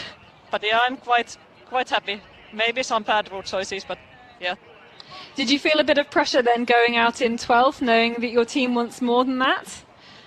Well, yeah, of course our first leg wasn't like we would like it to be, but we had good fighting spirit, and yeah, I didn't feel pressure. I just wanted to do my best, and I succeeded quite well. What did you think of the course and of the terrain? It was really nice course, and I liked the terrain also. It was physically and technically demanding, and there was a lot of route choice even on really short legs. So it was really like proper orienteering. Good, lots and lots of route choice. And did you feel like you were passing people out there? Of course, you never know. I saw Halden quite long, and I had a feeling, of course, that we are running quite well, because I know that Megan is in a really good shape. And then in the last part of the race, I didn't see any top teams, but I just trusted my own work and tried not to think too much about others. So you have Ida Happala on the last leg for your team. What piece of advice would you give to her for this last leg? Well, I sent her to Forest. I just told her that you can do this, and I believe she knows how to orienteer here, and she's in a good shape. Good piece of advice. Thank you so much, Marika. Thank you. There we go. Yeah, lots of, I think, yeah, pretty happy, although I'm sure she'll maybe look back at some route choices at the end, go, I'm not sure, but really she's done her job to pull them up from 12th to 4th. Do we want to go back over, there were some mistakes, that first control, 1A? That wasn't very, very big, but okay. Of course they didn't. It's what Sarah Hogson was talking about. It's important to get a good start in order to get a good feeling here. So I hope they kind of not taking this experience into the control 2, 3 and onward, but otherwise, I mean, there were a few seconds, nothing very serious. What I see here is that Vestovic not exactly as good a direction as Linné. For a second I thought they might go out to the street, or she might go out to the street, but she's not anyway. Now she gets together with Linné. My feeling is a little bit that she's going to be happy not being out all on her own. Now she has someone. Well, of course you can't just run together, but you have a bit 4 eyes, often see more than 2 eyes. So when you approach a control, you see them more likely, and you get a bit of a feedback about the speed, especially when you're probably not used to run relays, last legs in position 2. That can be a good thing to see, okay, the others, they are not running so much faster than I did. So I think she's, well, of course she would be happy to be all alone and pushing away from everyone else, but well, early on they were not starting that far behind. Can be a good thing to be together with Linné. Yeah, absolutely. So we will catch them again at control 4. It's where we've had that first TV control for all of the courses. It's all been at that control 4. So that's the next spot where we will be able to see them. This is not there. We'll see some of the other legs coming through to the finish. If you're waiting for Sanna Fast to the next TV control. Here she is. I can tell you that there was, well, I wouldn't say there were any problems in between control 4 and 9. So I don't think that the gap is smaller now. probably bigger because, well, as we have seen, Västervik probably not the fastest start of all the teams. Not bad, but maybe not the fastest either. No, here is Linné. That's Johanna Riedefeld. And so this is the is first TV Västervik control. here. There she is.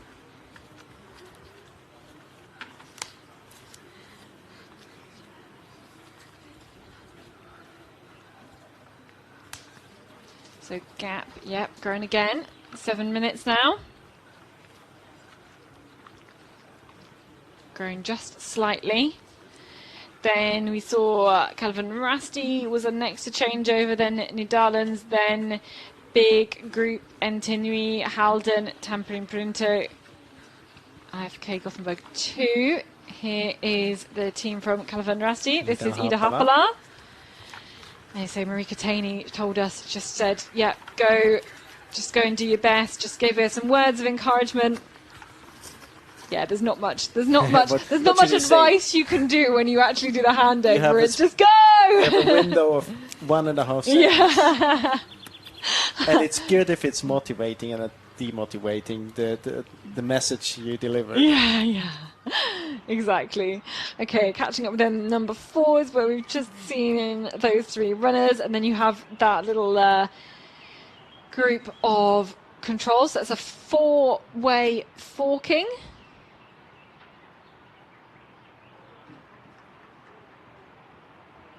Absolutely is. And a bit of a kind of a false forking as well, because you have 3 options for the first one and then 4 options for the second one. So if you've got E and F, you have basically the same first control in that forking. If that makes any sort of sense at all. Okay, who are we looking for next then here at this first TV control on this 4th and final leg? Is it Nydalens? It could be Helena Karlsson we're looking for. Anna Dukon is running for Entinui. Well, maybe Nydalen. There's a couple of runners coming here. GPS, this looks like Venla Relay. Yeah, it's Stampede IFK Göteborg's second team. Yeah, Ingrid Lundenes. So good work for them. Should be here in about 20 seconds. There she is. Natalia Gempala. Yeah, Russian turned Swiss athlete. 3 Swiss and a Brit on this Norwegian team.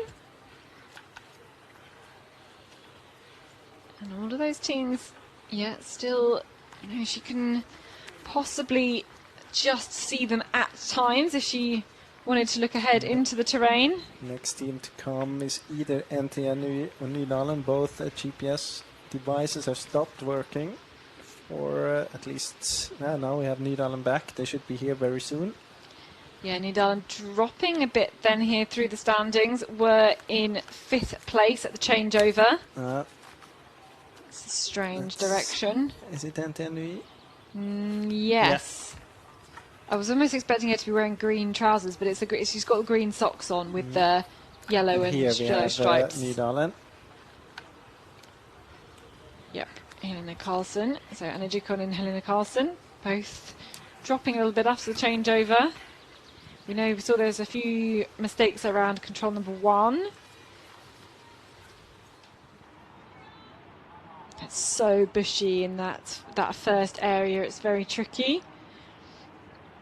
Okay, we have a little replay then here going into the forking section. Ooh, Västervik. This is quite a hard control. We saw a few people make the mistake there. It's hard to know direction going across the the marsh. And the hard thing now is that she knows that she dropped behind the other teams. It's important for her to get the back of Calvin Rasti here. She has her control is a little bit closer at control 6, so there might be a chance for her.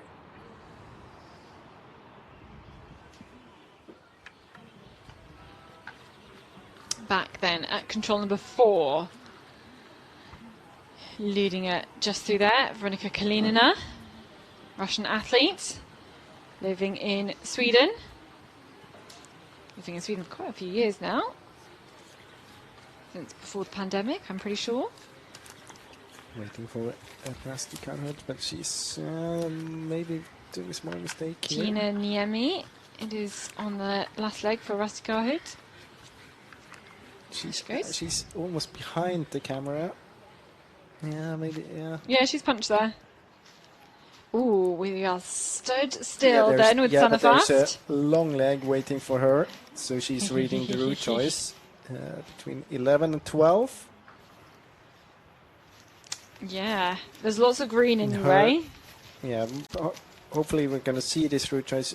She could play it very, very safe and run out to a street. Probably not the quickest option, but in her situation, she would get safe. Like 1.5 kilometers without any risk at all. Yeah, it's these route choices are really interesting because there's bits you can go on these tracks, but then it kind of leaves you in a little bit of green at the end. It's like the trade-off: do you go more track, more green, or less track, less green? And it's always hard to tell. She's going straight, more or less, in the beginning. Yeah, and again, will she have had much feedback about the runnability alongside the Lakes? Not really, because she's not had those type of controls. She's going to, maybe we should wait until we see the leg here in the picture. We're trying to describe it before you guys can see, which is not easy. There's lots of these small trees, small bushes, make it really tricky. Let's catch up then on some of these forkings. Yeah, anything else has changed? In the upper right corner, you just can see the tail leaving. That's the tail of Sannafast, so that's the control she left there, where we saw her in the picture. Behind now, we can see that Västervik, together with Tampere and Pyrinta, it's dropped from 2 to 4. And that's exactly what Lena Eliasson-Löf was talking about. Don't get nervous now when teams come and overtake you. Yeah, just keep doing your own thing. Now she has to try to keep together with Tampere and Pyrinta. If that doesn't work, continue to do your job. Yeah, being flexible and kind of changing your approach and not letting too many things distract you.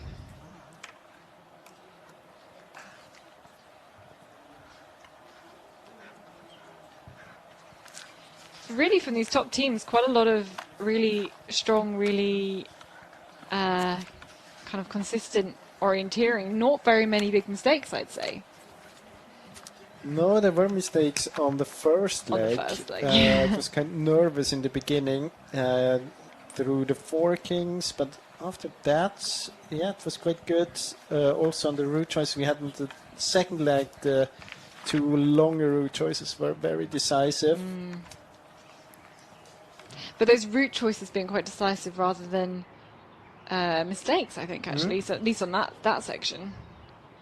Okay, looking on the tracking once again. Linné with Johanna Riedefeld in a very good position, all alone, no problems there.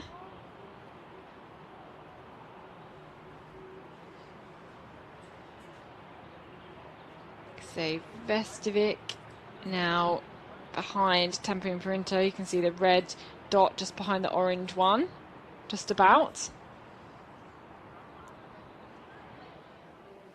A few different route choices there. Here we go, dropping into the next control. Number 9. Laharju. And here we have Elin Karlsson. So Tampere and Pyrinta and Västervik.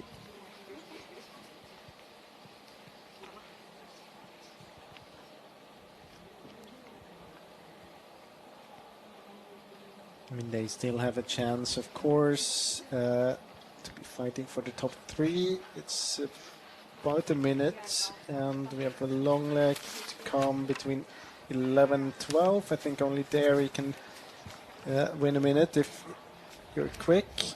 Inge Lundenes then, IFK Gothenburg 2.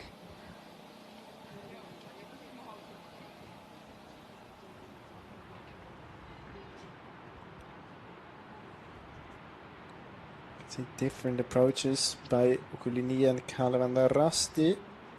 Ida Haapala decided to go down and follow. Well, I guess the if she wall. stays, if you follow underneath the crags, then you're going to actually be on the right height for the control, aren't you? Yeah, she has to climb a little bit, but I mean, if you go the upper way, you have to climb as well, where Tampere Pyrinta and Västervik are at the moment. They did a 5 to 7.5 meter climb there And as well. if you're good at finding the places you can drop down on the crags, then that's a good decision. There's Natalia Gempela for Halden into 7th. So maintaining that position.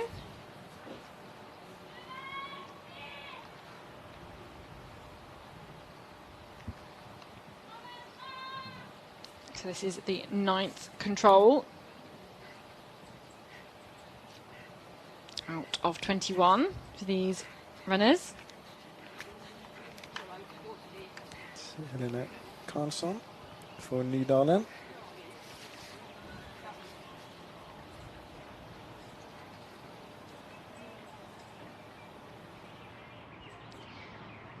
Entenui, still a while before we'll see Entenui dropping back. Yeah, they're using the top of the hill there. She should have control because she's on the very top of the hill. She has to find, she's going a bit too far there. Yeah. We'll keep an eye on that one. It's on a Dyrkun. Yeah, for Entenui.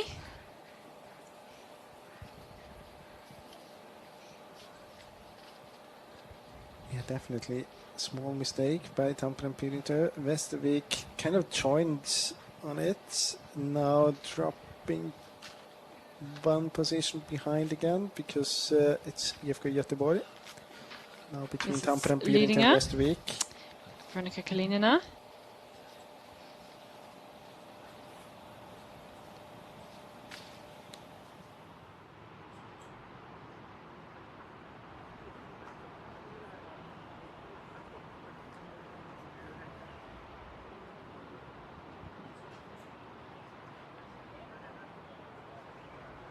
So everybody choosing that same route choice from 10 to 11.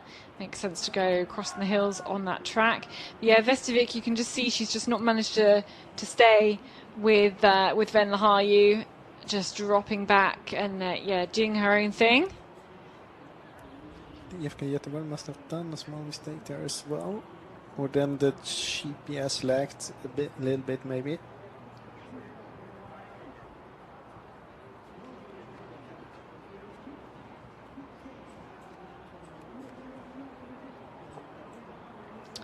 Yeah, I can see IFK Gothenburg second team in Gudlundina is going to pass Västervik, I think, Elin Karlsson.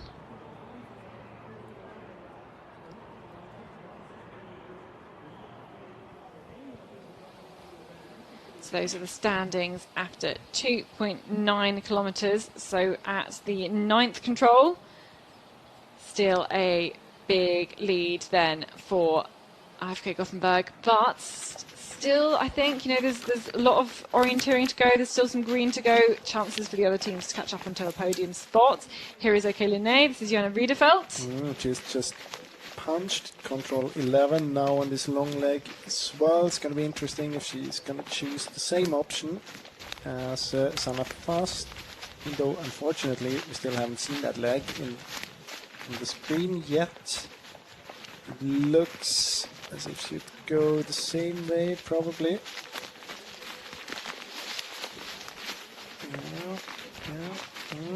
Yeah, you can see her slowly moving away from the control and trying to make that decision. The long leg. Yeah.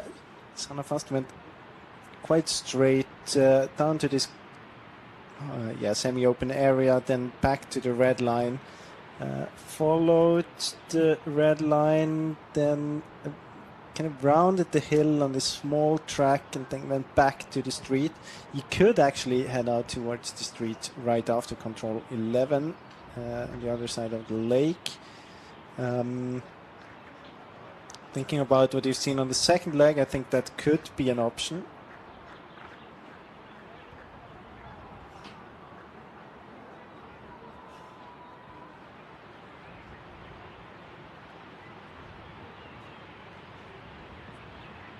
Another option would be, if you run out as some of us did, then you could go towards the lake, run just beside the lake and follow that valley for a long time, more or less All the way to the up power to the line. power line. And then, but then not follow the power line, but keep on going on the street, and then we have the curve start to cut over. Yeah, there's lots and lots of different micro options here. I can see Calavan Rusty probably going out to the street. Yeah, I think so. That's Ida Happala. There you go, Yeah, Linné definitely comes going back out up there. into the Linné, picture. Yeah, climbing up the hill. I guess she's going to go in between the... She's got to avoid the green stripes. I mean, in between the cliffs there, maybe, or then she's going Yeah, down then on the she's other got to side. turn left on this track Yeah, now. but she's going to do that. Yeah. Is she? She is. My GPS is about Your 15 GPS is seconds ahead. That's cheating. This is Ingrid Lindenes here for FK Gothenburg, second team in 6th position at the last TV control. But looks like, I'm sure, has she overtaken Vesterviks? I think so.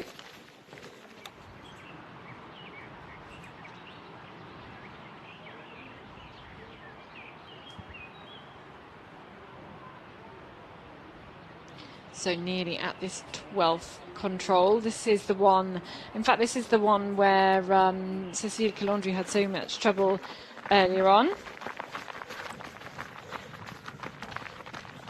And some forkings there as well. Ingrid Lindenes, though, out on the track. It's going to be very, very interesting now how this is developing between Linné, Tampere Pyrintu and Calavan Rusty. And also Jeffrey Göteborg's second team. Because now you really get this comparison between going straight all the way around.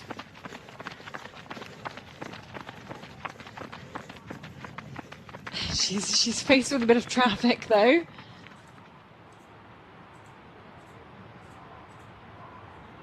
Yeah, there you can see Calavan Rusty picking up speed, then going the east side of that lake on the big forest road. We'll use that quite a long way. The difference, the gap was quite exactly 1 minute between Linné and Calavan Rusty, I think.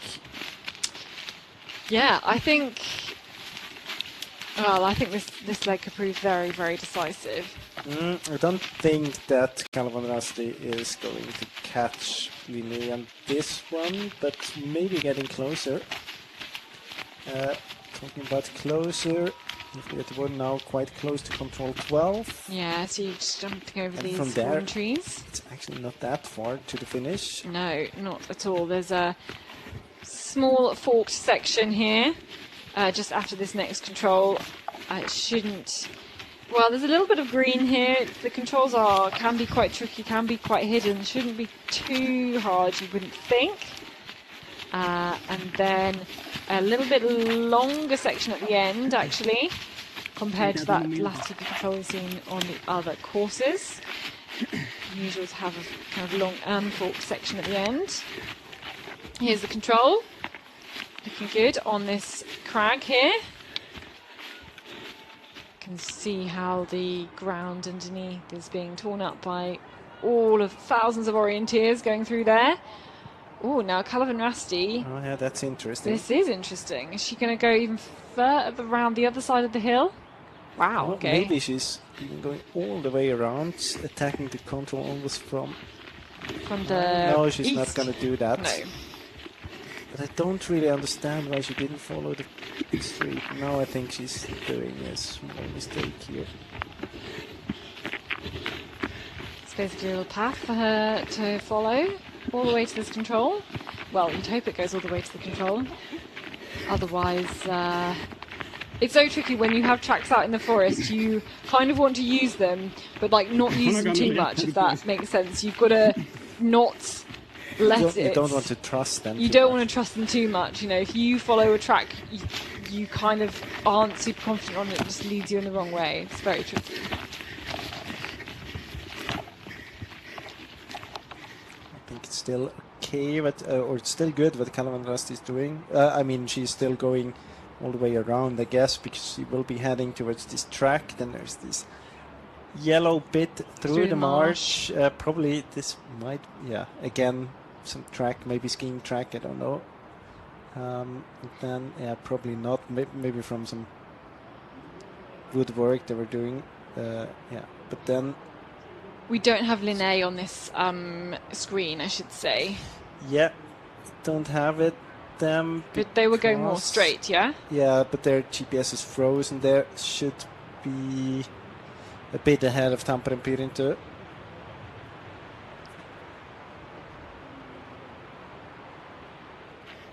Okay, catching up through the trees then. Or maybe not ahead of Tampere Pirintö. If I say catching up, we're struggling to catch up with Sanne Fast here in the lead, still in the lead. You can see how the visibility gets lower and lower, but you can also see that the tracks they go towards the controls, definitely.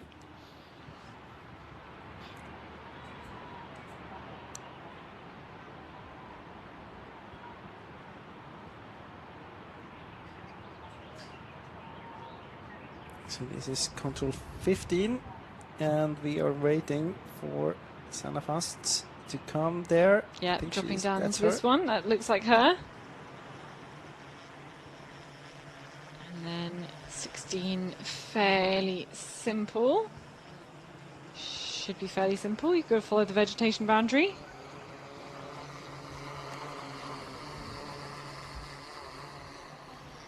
Go down and up, and then kind of down the other side again. There's drone shots here through the trees as Sanne Fast is on her way to doing the double for IFK Gothenburg, taking the win on not just Venla Tiamila earlier on last month. And again, another demanding, dominant performance. And I mean, we were talking about them. They're such big favourites on paper, but it's that does bring its own pressure, of course, to the runners as well. Let's have a little look then. Those so chasing. Interesting between Tampere Pirintö, IFK Göteborg's second team, Kalvan Rasti, and somewhere there is Linné as well. Kalvan Rasti. I would expect when you come out on the street that you actually follow it to the point where like Tampere Pirintö is. But I mean, it's maybe that the green areas there not as bad as in the southern part. Actually, I haven't been really up there. Looks quite good runnability, but it's going to be very interesting who's going to approach this control 12 first. If it's Kalvan Rasti, Tampere Pirintö, IFK Göteborg, or Linné. Well, Linné, we have them because back they're on, still ahead. Yeah, we have them back on the screen just now. They just come back up, but then the third team is more interesting, I think, for me. Who's gonna win out there? Not at the control yet. Anything can happen.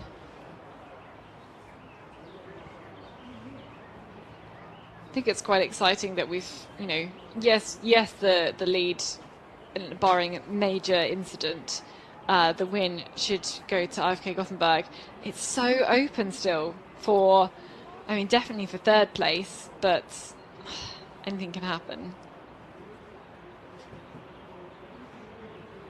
Tampere Pirintö now dropping quite sharply away from the track there. Stuck in the green, where it's so hard to keep your direction.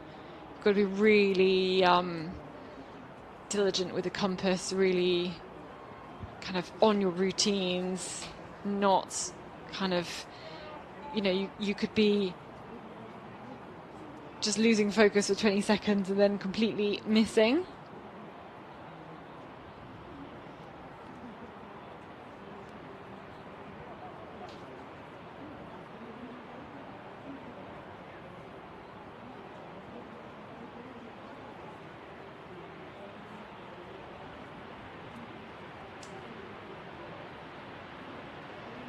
So we've kind of lost Linné's tracking now as all the others close in. It's all about that kind of runnability, the climb, everything else, balancing everything. Now, Mikkeli-Jukola actually would have had the chance to back out again, run on the road all the way. Would have been a very, very easy option where she didn't have to overtake so many of the runners from earlier legs. I think actually that would not have been much slower either.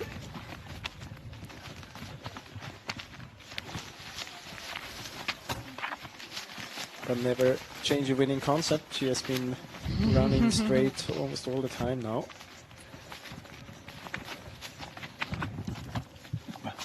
Straight is great. Okay, we're closing in towards control number 12, Linné. Just about there, and look at these 3 dots next. They're just all about to see each other again, I think.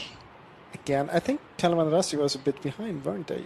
Yeah, so at the last radio control, okay, so it was Gothenburg, Linné, then it was Calvin Rasti, then Tampere Printo, then Västerviks, then AFK Gothenburg, second team. So actually, Ingrid Lundenes has caught up the most time there.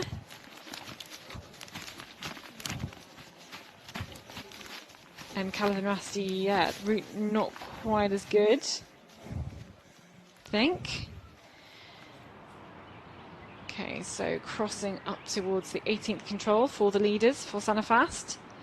As Linné very close to the control itself. Calvin Rasti sticking by the stream. There. Yeah, it's a bit low.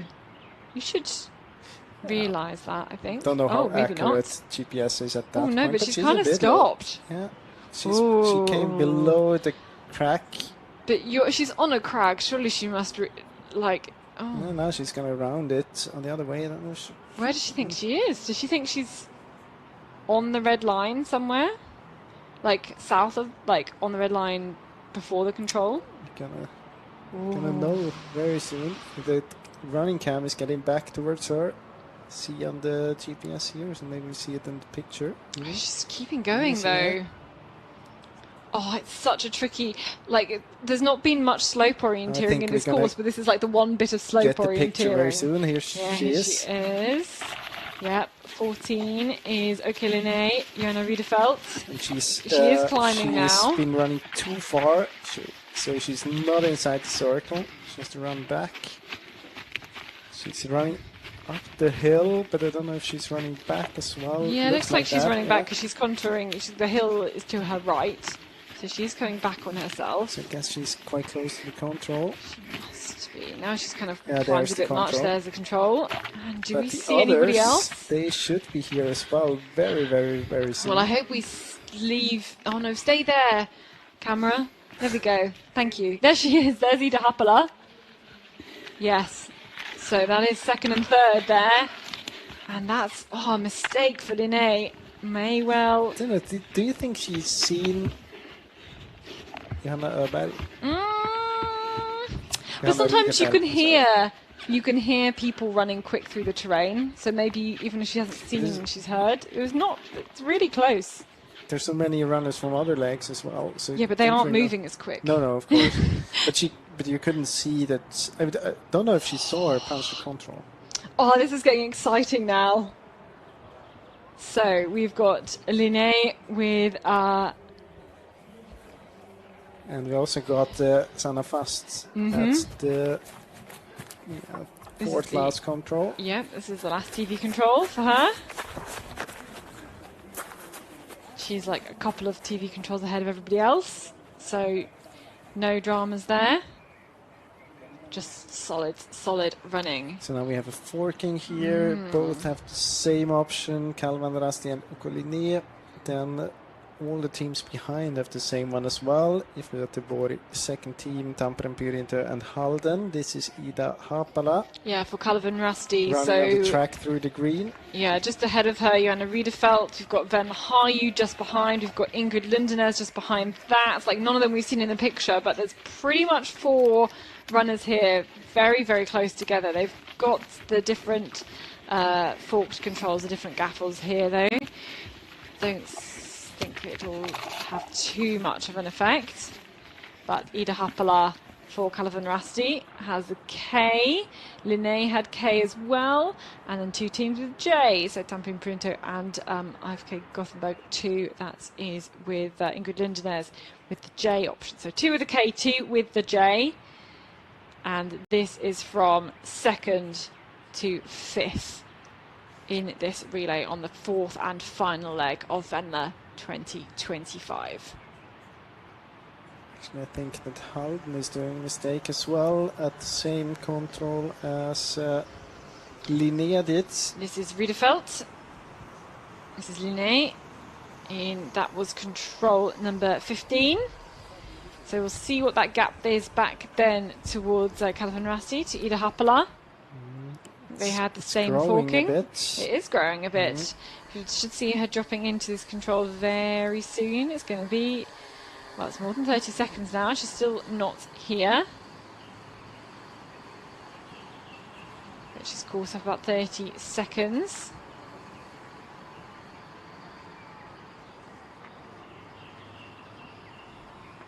Mm, 36 seconds. Yeah, since the last TV split, which was a long time ago. That was before the other leg. Basically exactly the same. Oh yeah, too low. It's Natalia Gempela on last leg for Halden. She's going to be caught back up again by Vestervik. Okay, looking into the terrain.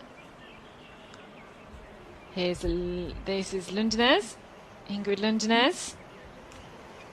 This is 5th place for IFK Gothenburg's 2nd team. Remember, they took 1 and 2 at Tiamila. And actually, according to my calculation in the GPS program here, Lundenes was the quickest one between control 11 and 12, 45 seconds quicker than Sanna Fast and 48 seconds quicker than she Venla went Relay. out to the track, didn't she? But used the track for a bit longer than Ida Happala did. And yeah, exactly. She stayed a bit more to the left, a bit more consequent on it. So we're hanging out here by the last control. In fact, I can see the top 3 for the other 3 leg runners. I can see her here. Oh in yes, the there she is, just coming round. The other 3 members of the team are all waiting on the run-in for Sanna Fast. They're going to do it again. Acknowledging the crowd here. It will be another win this relay season for IFK Gothenburg, and they can all have a hug on the run-in. Such a big margin. It was a tricky first leg from Malin Eggerby Christensen, but really she did her job, still in the pack. Simona Abersol got that gap of about 3 minutes. Sara Hagström grew that gap to 6 minutes on that shortest leg, and then Sanna Fast just bringing it home. Got consistency all the way around for this quartet. Malin Eggerby Christensen, Simona Abersol, Sara Hagström and Sanna Fast punching the finish there. And it'll be their 3rd win in 4 years for IFK Gothenburg here at Venla. They do the double with winning Tiamila as well, and it's their 3rd Venla win overall. And what a good way to introduce your new pair of shoes to the orienteering world. Simona Abersol forgot her orienteering shoes. Yeah, she left them at the accommodation, so she had to buy a new pair. Or maybe didn't have to buy a new pair because she's got some sponsorship going on, but certainly had to race in a new pair. But easy work then for these 4. They make it look so, I'm sure it wasn't easy work, they make it look so easy. Actually, I would like to switch focus to the fight for the 2nd position, because right now we have the teams punching at 17. Linnea's been punching, they run straight. I told you before, there is actually an option to back out to the path, to the road, and run all the way around. I don't know if it's quicker, but in a situation like this, well, why not try could do it. You could, and it's good attack point from into the control as well. You could make that risk. I think that. Is anyone going to do it? To say probably Happala. This is Jonna Riedefeld. But look, it's so tracked up here. This is a bit marshy in the bottom here. Yeah, there you go. You can see the puddles there. Happala is doing it. Ooh, okay. Or then she's doing it. Okay, we'll see if that makes a difference. So we have Advantage Linné. They are already like a third into this leg, so they should be safe. It's basically the fight between Tampere and Pyrintö, IFK Göteborg's second team, and Kalevander Rasti now. You probably have to go a third to a half of the leg this is further. Look, there you go. You can go right back get onto a that very track. nice attack point And just then before just the straight control. off the track junction. So you can run full speed, but of course, right at this point, she's actually further away the control than she started. But from here, she has a very convenient way. No climbing almost until the very end of the leg. Could pay off. Will be very, very interesting to follow now. Was she So now behind the others, these two here? I think they were basically Venla together. and Lundenes, basically together with them. I can tell you, I can make a replay here. Yeah, they were together. She was a bit ahead even, but 5 seconds maybe. Wow.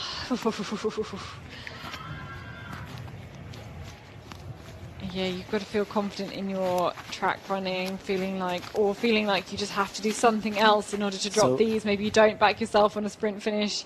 So you can see the difference in the speeds then. For all of the teams going straight. Yeah, you can see 16 kilometers per hour.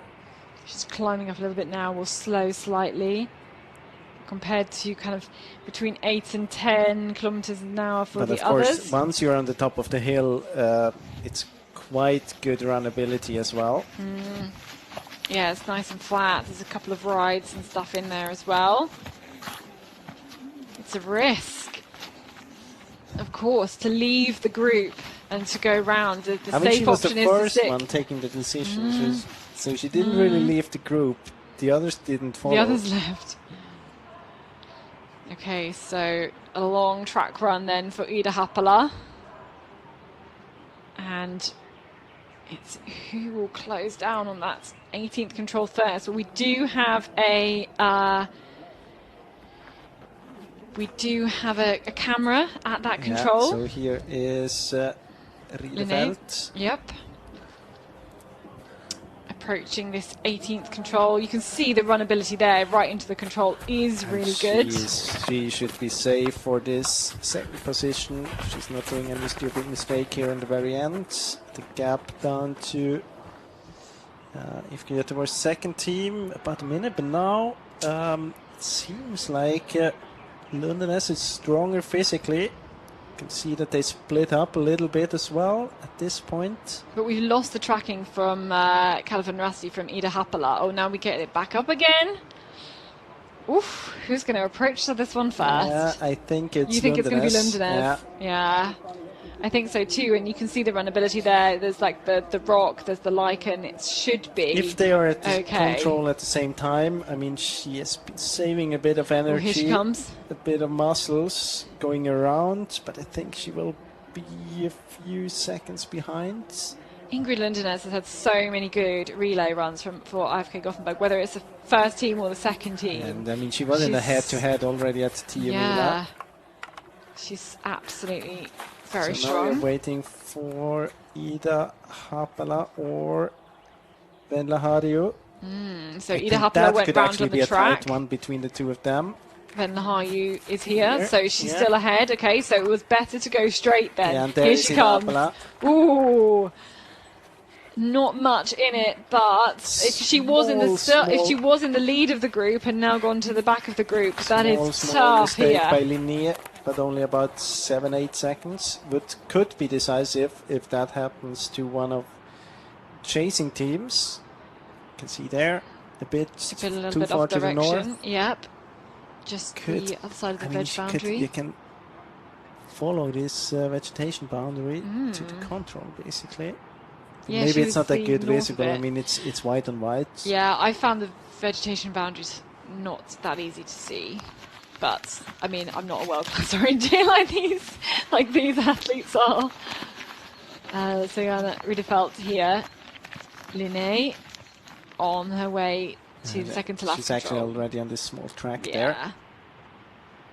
Yeah, definitely advantage for. Ooh, a lot. A small hesitation. I wonder there if there's by just some good routes to go through, to go a little bit further to the right.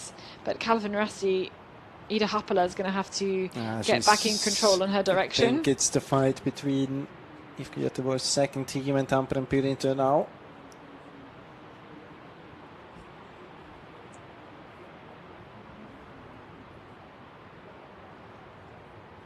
I mean that you can see the tail is 30 seconds. Yeah, there's Tampere.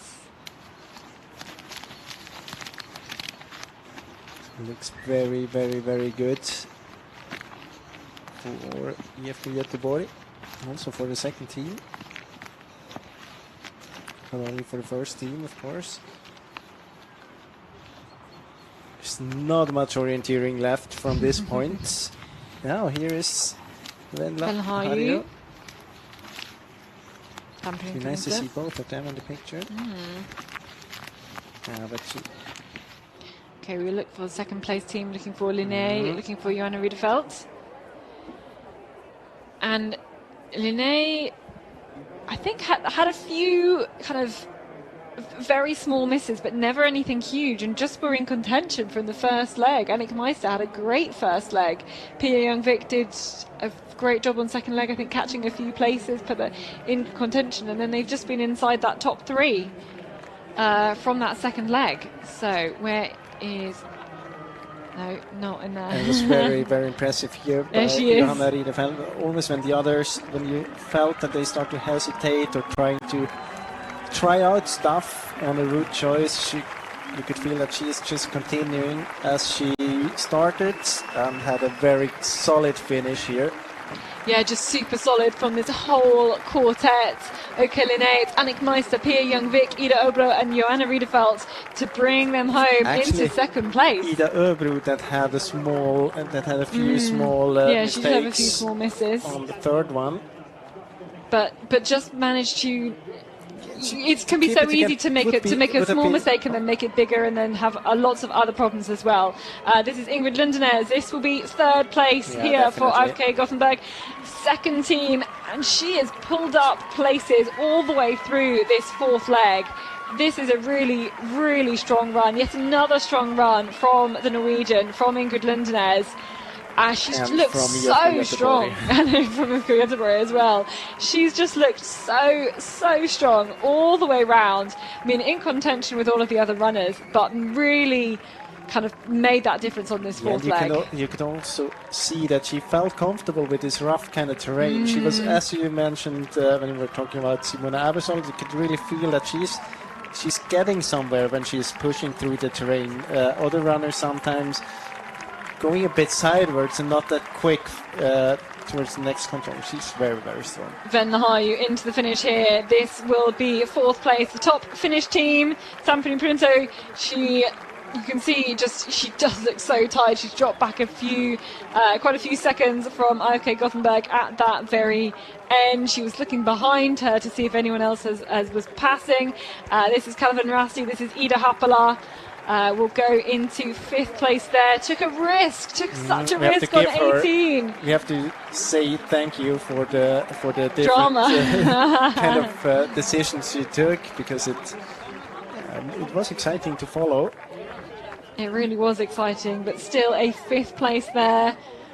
Second team from Finland, and ending up in that position 10 minutes down on the leaders. It was in the end nearly 9-minute lead for AFK Gothenburg. It was quite similar to what they had at Team Mila, but of course that over the 6 legs, not the 4 we have here at Venla. Ida Happala, often going quite far round. She went round on the long leg to control number 12 as well, and then around again towards control 18. Okay, now some more teams chasing now here. Halden, Nidalen and Vestervik. So we have Natalia Gempela, Helena Carlson and Eileen Carlson here. I don't know if leading in on that group as well, because I'm not sure whether they've got a tracker, but Ente Nui with Anna Dukon. They're at control 18. I think leading them might also be in the mix of those three teams chasing in here. But it is Natalia Gempler from Halden, the brown dot there, who is kind of leading this group. She would expect her to have that strength, have that speed at the end of the 60 minutes.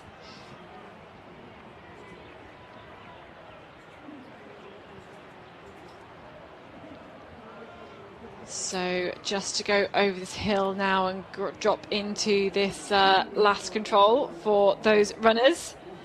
Again, lots of debriefing already between the first and the second teams there from the Gothenburg club. I mean, I'm sure their third place team aren't even that far behind. So we wait at this last control, looking for Halden to be the next place team. Can we see Natalia Gempler come out of for us? That looks like somebody, that's her indeed. So Natalia Gempler on the last leg here. She made some mistakes for the first control, I think some mistakes later on as well.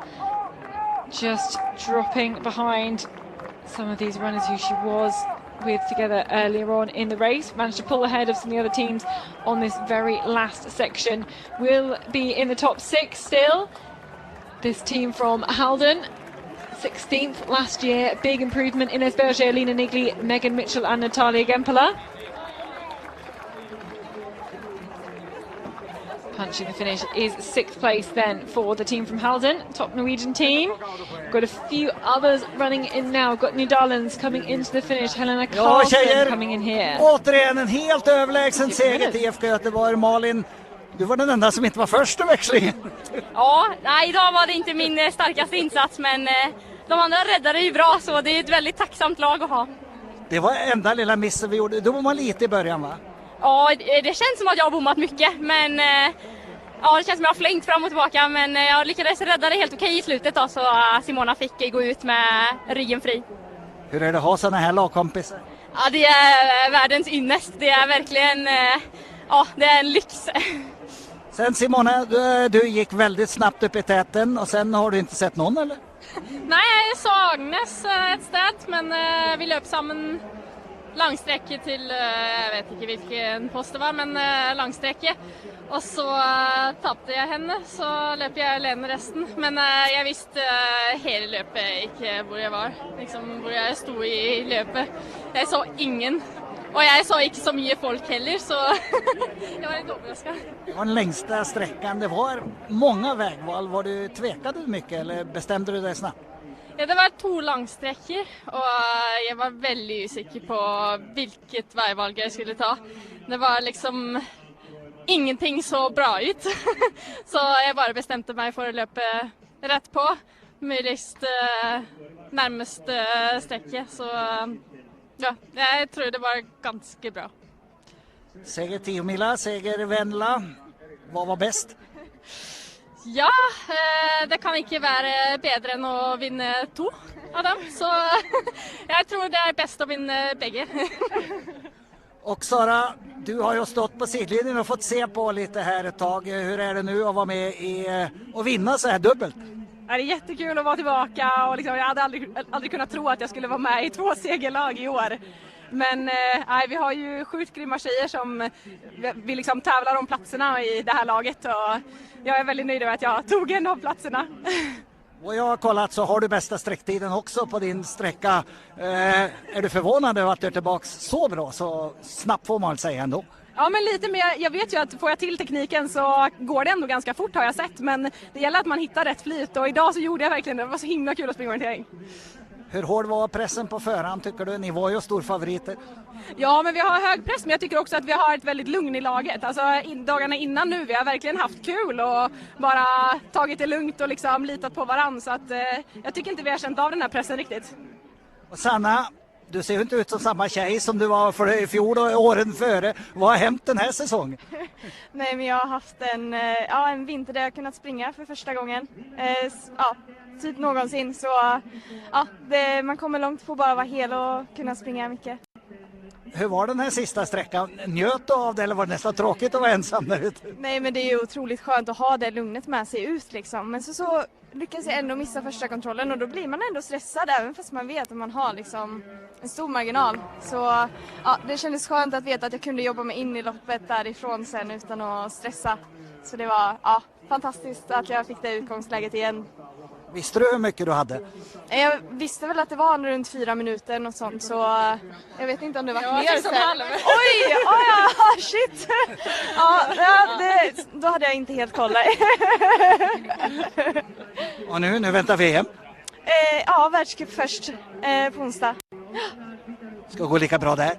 Vi får väl hoppas det, men det är såklart tuffa tävlingar det också. Men jag ser verkligen fram emot det. Det blir superkul. Om någon hade sagt till dig innan säsongen att du skulle stå med 10 mila och Venla och sprungit sista i båda, vad hade du sagt då? Det hade jag nog inte riktigt trott på förhand. Det har varit helt otroligt att få vara ankarlöpare med i de här lagen. Så det är verkligen helt fantastiskt. Stort grattis tjejer! Har ni någon segervråd på? 1, 2! Ja! Bravo! Okay, we will get the translation of that in just a moment as we see MS Palmer, I think this is probably in here. You've been frantically writing down what they've been saying. Anything interesting to I'm report? quite happy I didn't have to write down Malin Christiansen. We didn't hear her, so I can't tell you what she said. But well, we heard quite a lot of Simona already earlier in the interview that she thought that nothing looked good on the long route choices, and but she was quite confident that she executed it well. Sara said that it was fun, and she didn't believe that she could be in the team and win twice in the beginning of the season. Now she had even the fastest leg time. So she thought it was really cool to run. We heard that before as well. And she didn't think that there is a lot of pressure in the team. She said that they were quite calm the days before. And, well, no, she didn't feel any pressure. And Sanna Faust, she had a really good winter, she said, because Kjell-Erik asked her how it can be that she's so different this year compared to last year, really taking a step forward towards the world's best runner. Now she's probably one of the best runners in the world. And she said she had a good winter. It was maybe one of the first winters in her elite career that she was not injured, and she's of course she was happy to have a gap. She actually thought it was about 4 minutes. That's why the other girls were laughing that hard, so she thought it was a 4-minute gap, but in fact it was a 6.5-minute gap. She did make a mistake to the first control and got a bit nervous, but she said that it was good. She could fight her way back into the competition, and after that it went really, really well. And now for her it's the World Championships and of course the World Cup waiting, and well, she was also asked what she would have thought if you told her in the beginning of the season that she would be the anchorman in both, or the anchorwoman in both Tiomila and Jukola, Venla. And of course she said that she would never have expected that in a team like this. Yeah, well, yeah, incredible performance. We've had 17 teams finish. We've seen Sophie Bachmann in for Tampering Printer's second team. This is GMOK with Mogmina with the zebra trousers. This is Sabina Almo to finish off this team inside the top 20. After 20 minutes since our first and since our leaders finished. This is Eske Pointetti. And that was Anna Hatia to end off this one. So nearly into the top 20 teams. I haven't really spotted, I was just trying to look through the results, I haven't really spotted any, well, maybe close sprint finishes apart from maybe between Södertälje, Nykvarn and Nydalen, so just a second apart. So Amanda Klein just getting it in ahead of Anna Elvinsson. Very soon we're going to have first, I think, Iktisa and then Stora Tuna to the finish as well. Yeah. Both of them had a hard time already on the first leg. So Alexandra Hornick and Tova Alexandersson then to see in. Yeah, they both struggled after that first leg, struggled to kind of move up through the ranks. Both of them pulling up, I think, on this last leg. I mean, most of the teams coming to the finish now, of the teams with the GPS vests or GPS devices, they had a tough time on the first leg. And it's what we were talking about. Once you have a gap, it's so hard, especially when it's physically tough, because then you have to do the work and you have to overtake runners on the way. You're spending extra energy with every meter. It's very, very hard to come back once you lost more than 2 or 3 minutes on a leg. This is Igtisa here in the blue. Alexandra Hornik, the Polish athlete. It's a Lithuanian club. They've got Latvians there as well. Very mixed club here, and pulled up some places, I think, here. Looks quite happy to be inside the top 20 here, or maybe happy to be finished I think on it's the more course that here. the whole team is just standing The whole behind team there is cheering and her on. Here's Tova Alexanderson there, bib number 1, Storatina Ware, the defending champions. A weaker team this year. We knew it was always going to be tough for them, but after mistakes on the first couple of legs, it was definitely far too much for the world champion to do. And it's Storatina just outside the top 20. Not quite the depth in the squad when you get kind of injuries, as we've seen. Maria Lawson, back injury, not managing to keep inside that, inside the top 20, even disappointing for them. A roundup of the results then. It was nearly 9 minutes for IFK Gothenburg, and then a lot more teams kind of jostling for that second and third positions. It was quite interesting at times, lots and lots of changes. The big climb at the last leg, IFK Gothenburg second team, but Linné just kept it consistent the whole way around in for that second place. And looking back at our picks, our 3 picks did get inside the top 6. There's so many teams. I think it does open it up more for teams to. I don't think any of us would put Linné in that top 3. They really overperformed. I think, really showed exactly what they could do. Just had a really good. I don't think it's so much overperforming. They did their job good, Yeah. and maybe other teams underperformed a little I think bit that's that we could probably it. expect up there. But they did a good job, and I don't think that many of the runners in their team did much better than they actually usually do. So I think they did a good job, all of them. But they did a good job. Yeah, they did. Simone Nikli just coming in there for 22nd place. Oil Norska, Andrew Hanstad, Olivia Nielsen there. And did this relay, in terms of the characteristics, in terms of the orienteering, was it kind of what you expected? Yeah, it was. We had quite many long legs that were quite decisive, especially on the second leg. We had 2 long legs with quite big time differences, depending on how you executed them. Also on the last leg, we had possibilities almost until the last control to take another decision if on the route choice. Not really that many mistakes. I was just thinking, I think this is what we're starting to see more in the women's relays now. They're not making as many mistakes as they were maybe 5 years ago. I have to say as well, we didn't have so many controls in the green areas. I think that would have changed quite a lot when it comes to doing mistakes.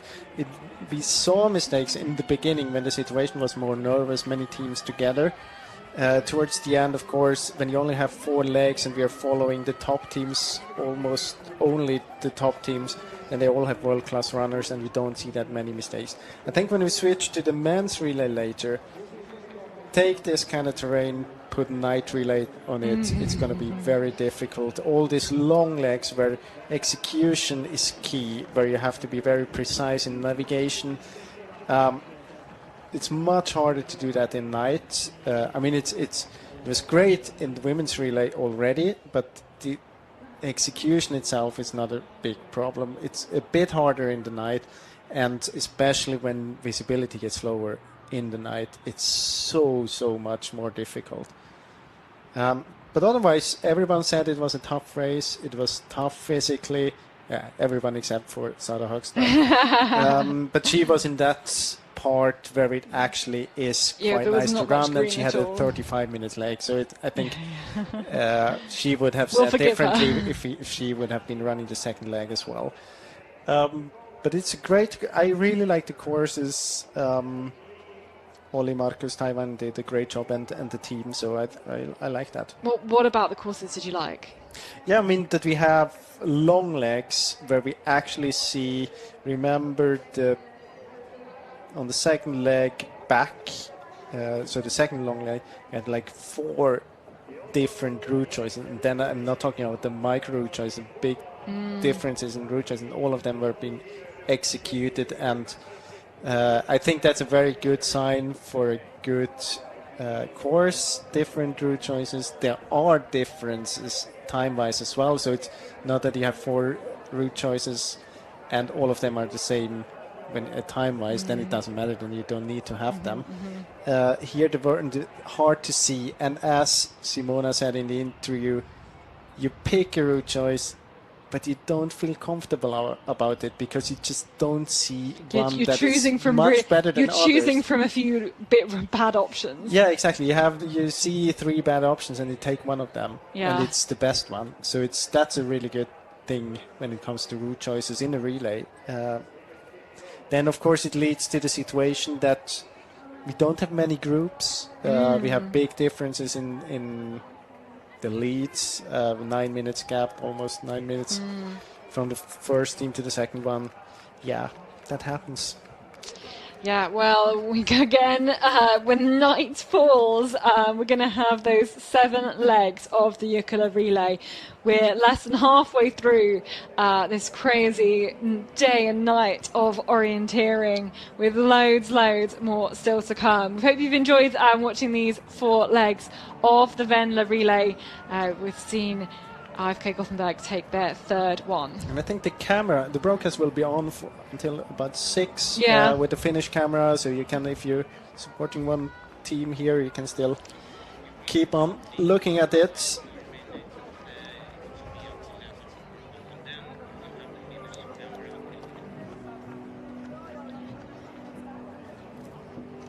So nearly see these 30 teams on there as Marlungs comes in here to the finish.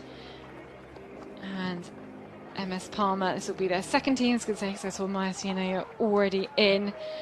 We will leave you watching with the runners coming in here and into the finish as well, because we know lots of you want to see your runners, whether that's in these elite teams, whether that's in club teams and in the other teams, like coming through all of these controls here. Jonas and I are going to have a rest, try and take a nap, take some food, because it's not too long until we'll be back here. We'll be back just before the sun sets at 11 p.m. local time, where we will try and go all the way through till 6 a.m. in the morning and beyond to see the culmination of the Jukola relay, as still more and more teams come through into the finish. As Tizarin, I can see a 2nd Halden team coming into the finish, as and Isabel Toledo Navarro into the finish. So load up on snacks, I think, if you're planning on doing all day and all night as well at home. Have some rest, and we'll be back very soon for the Jukola relay.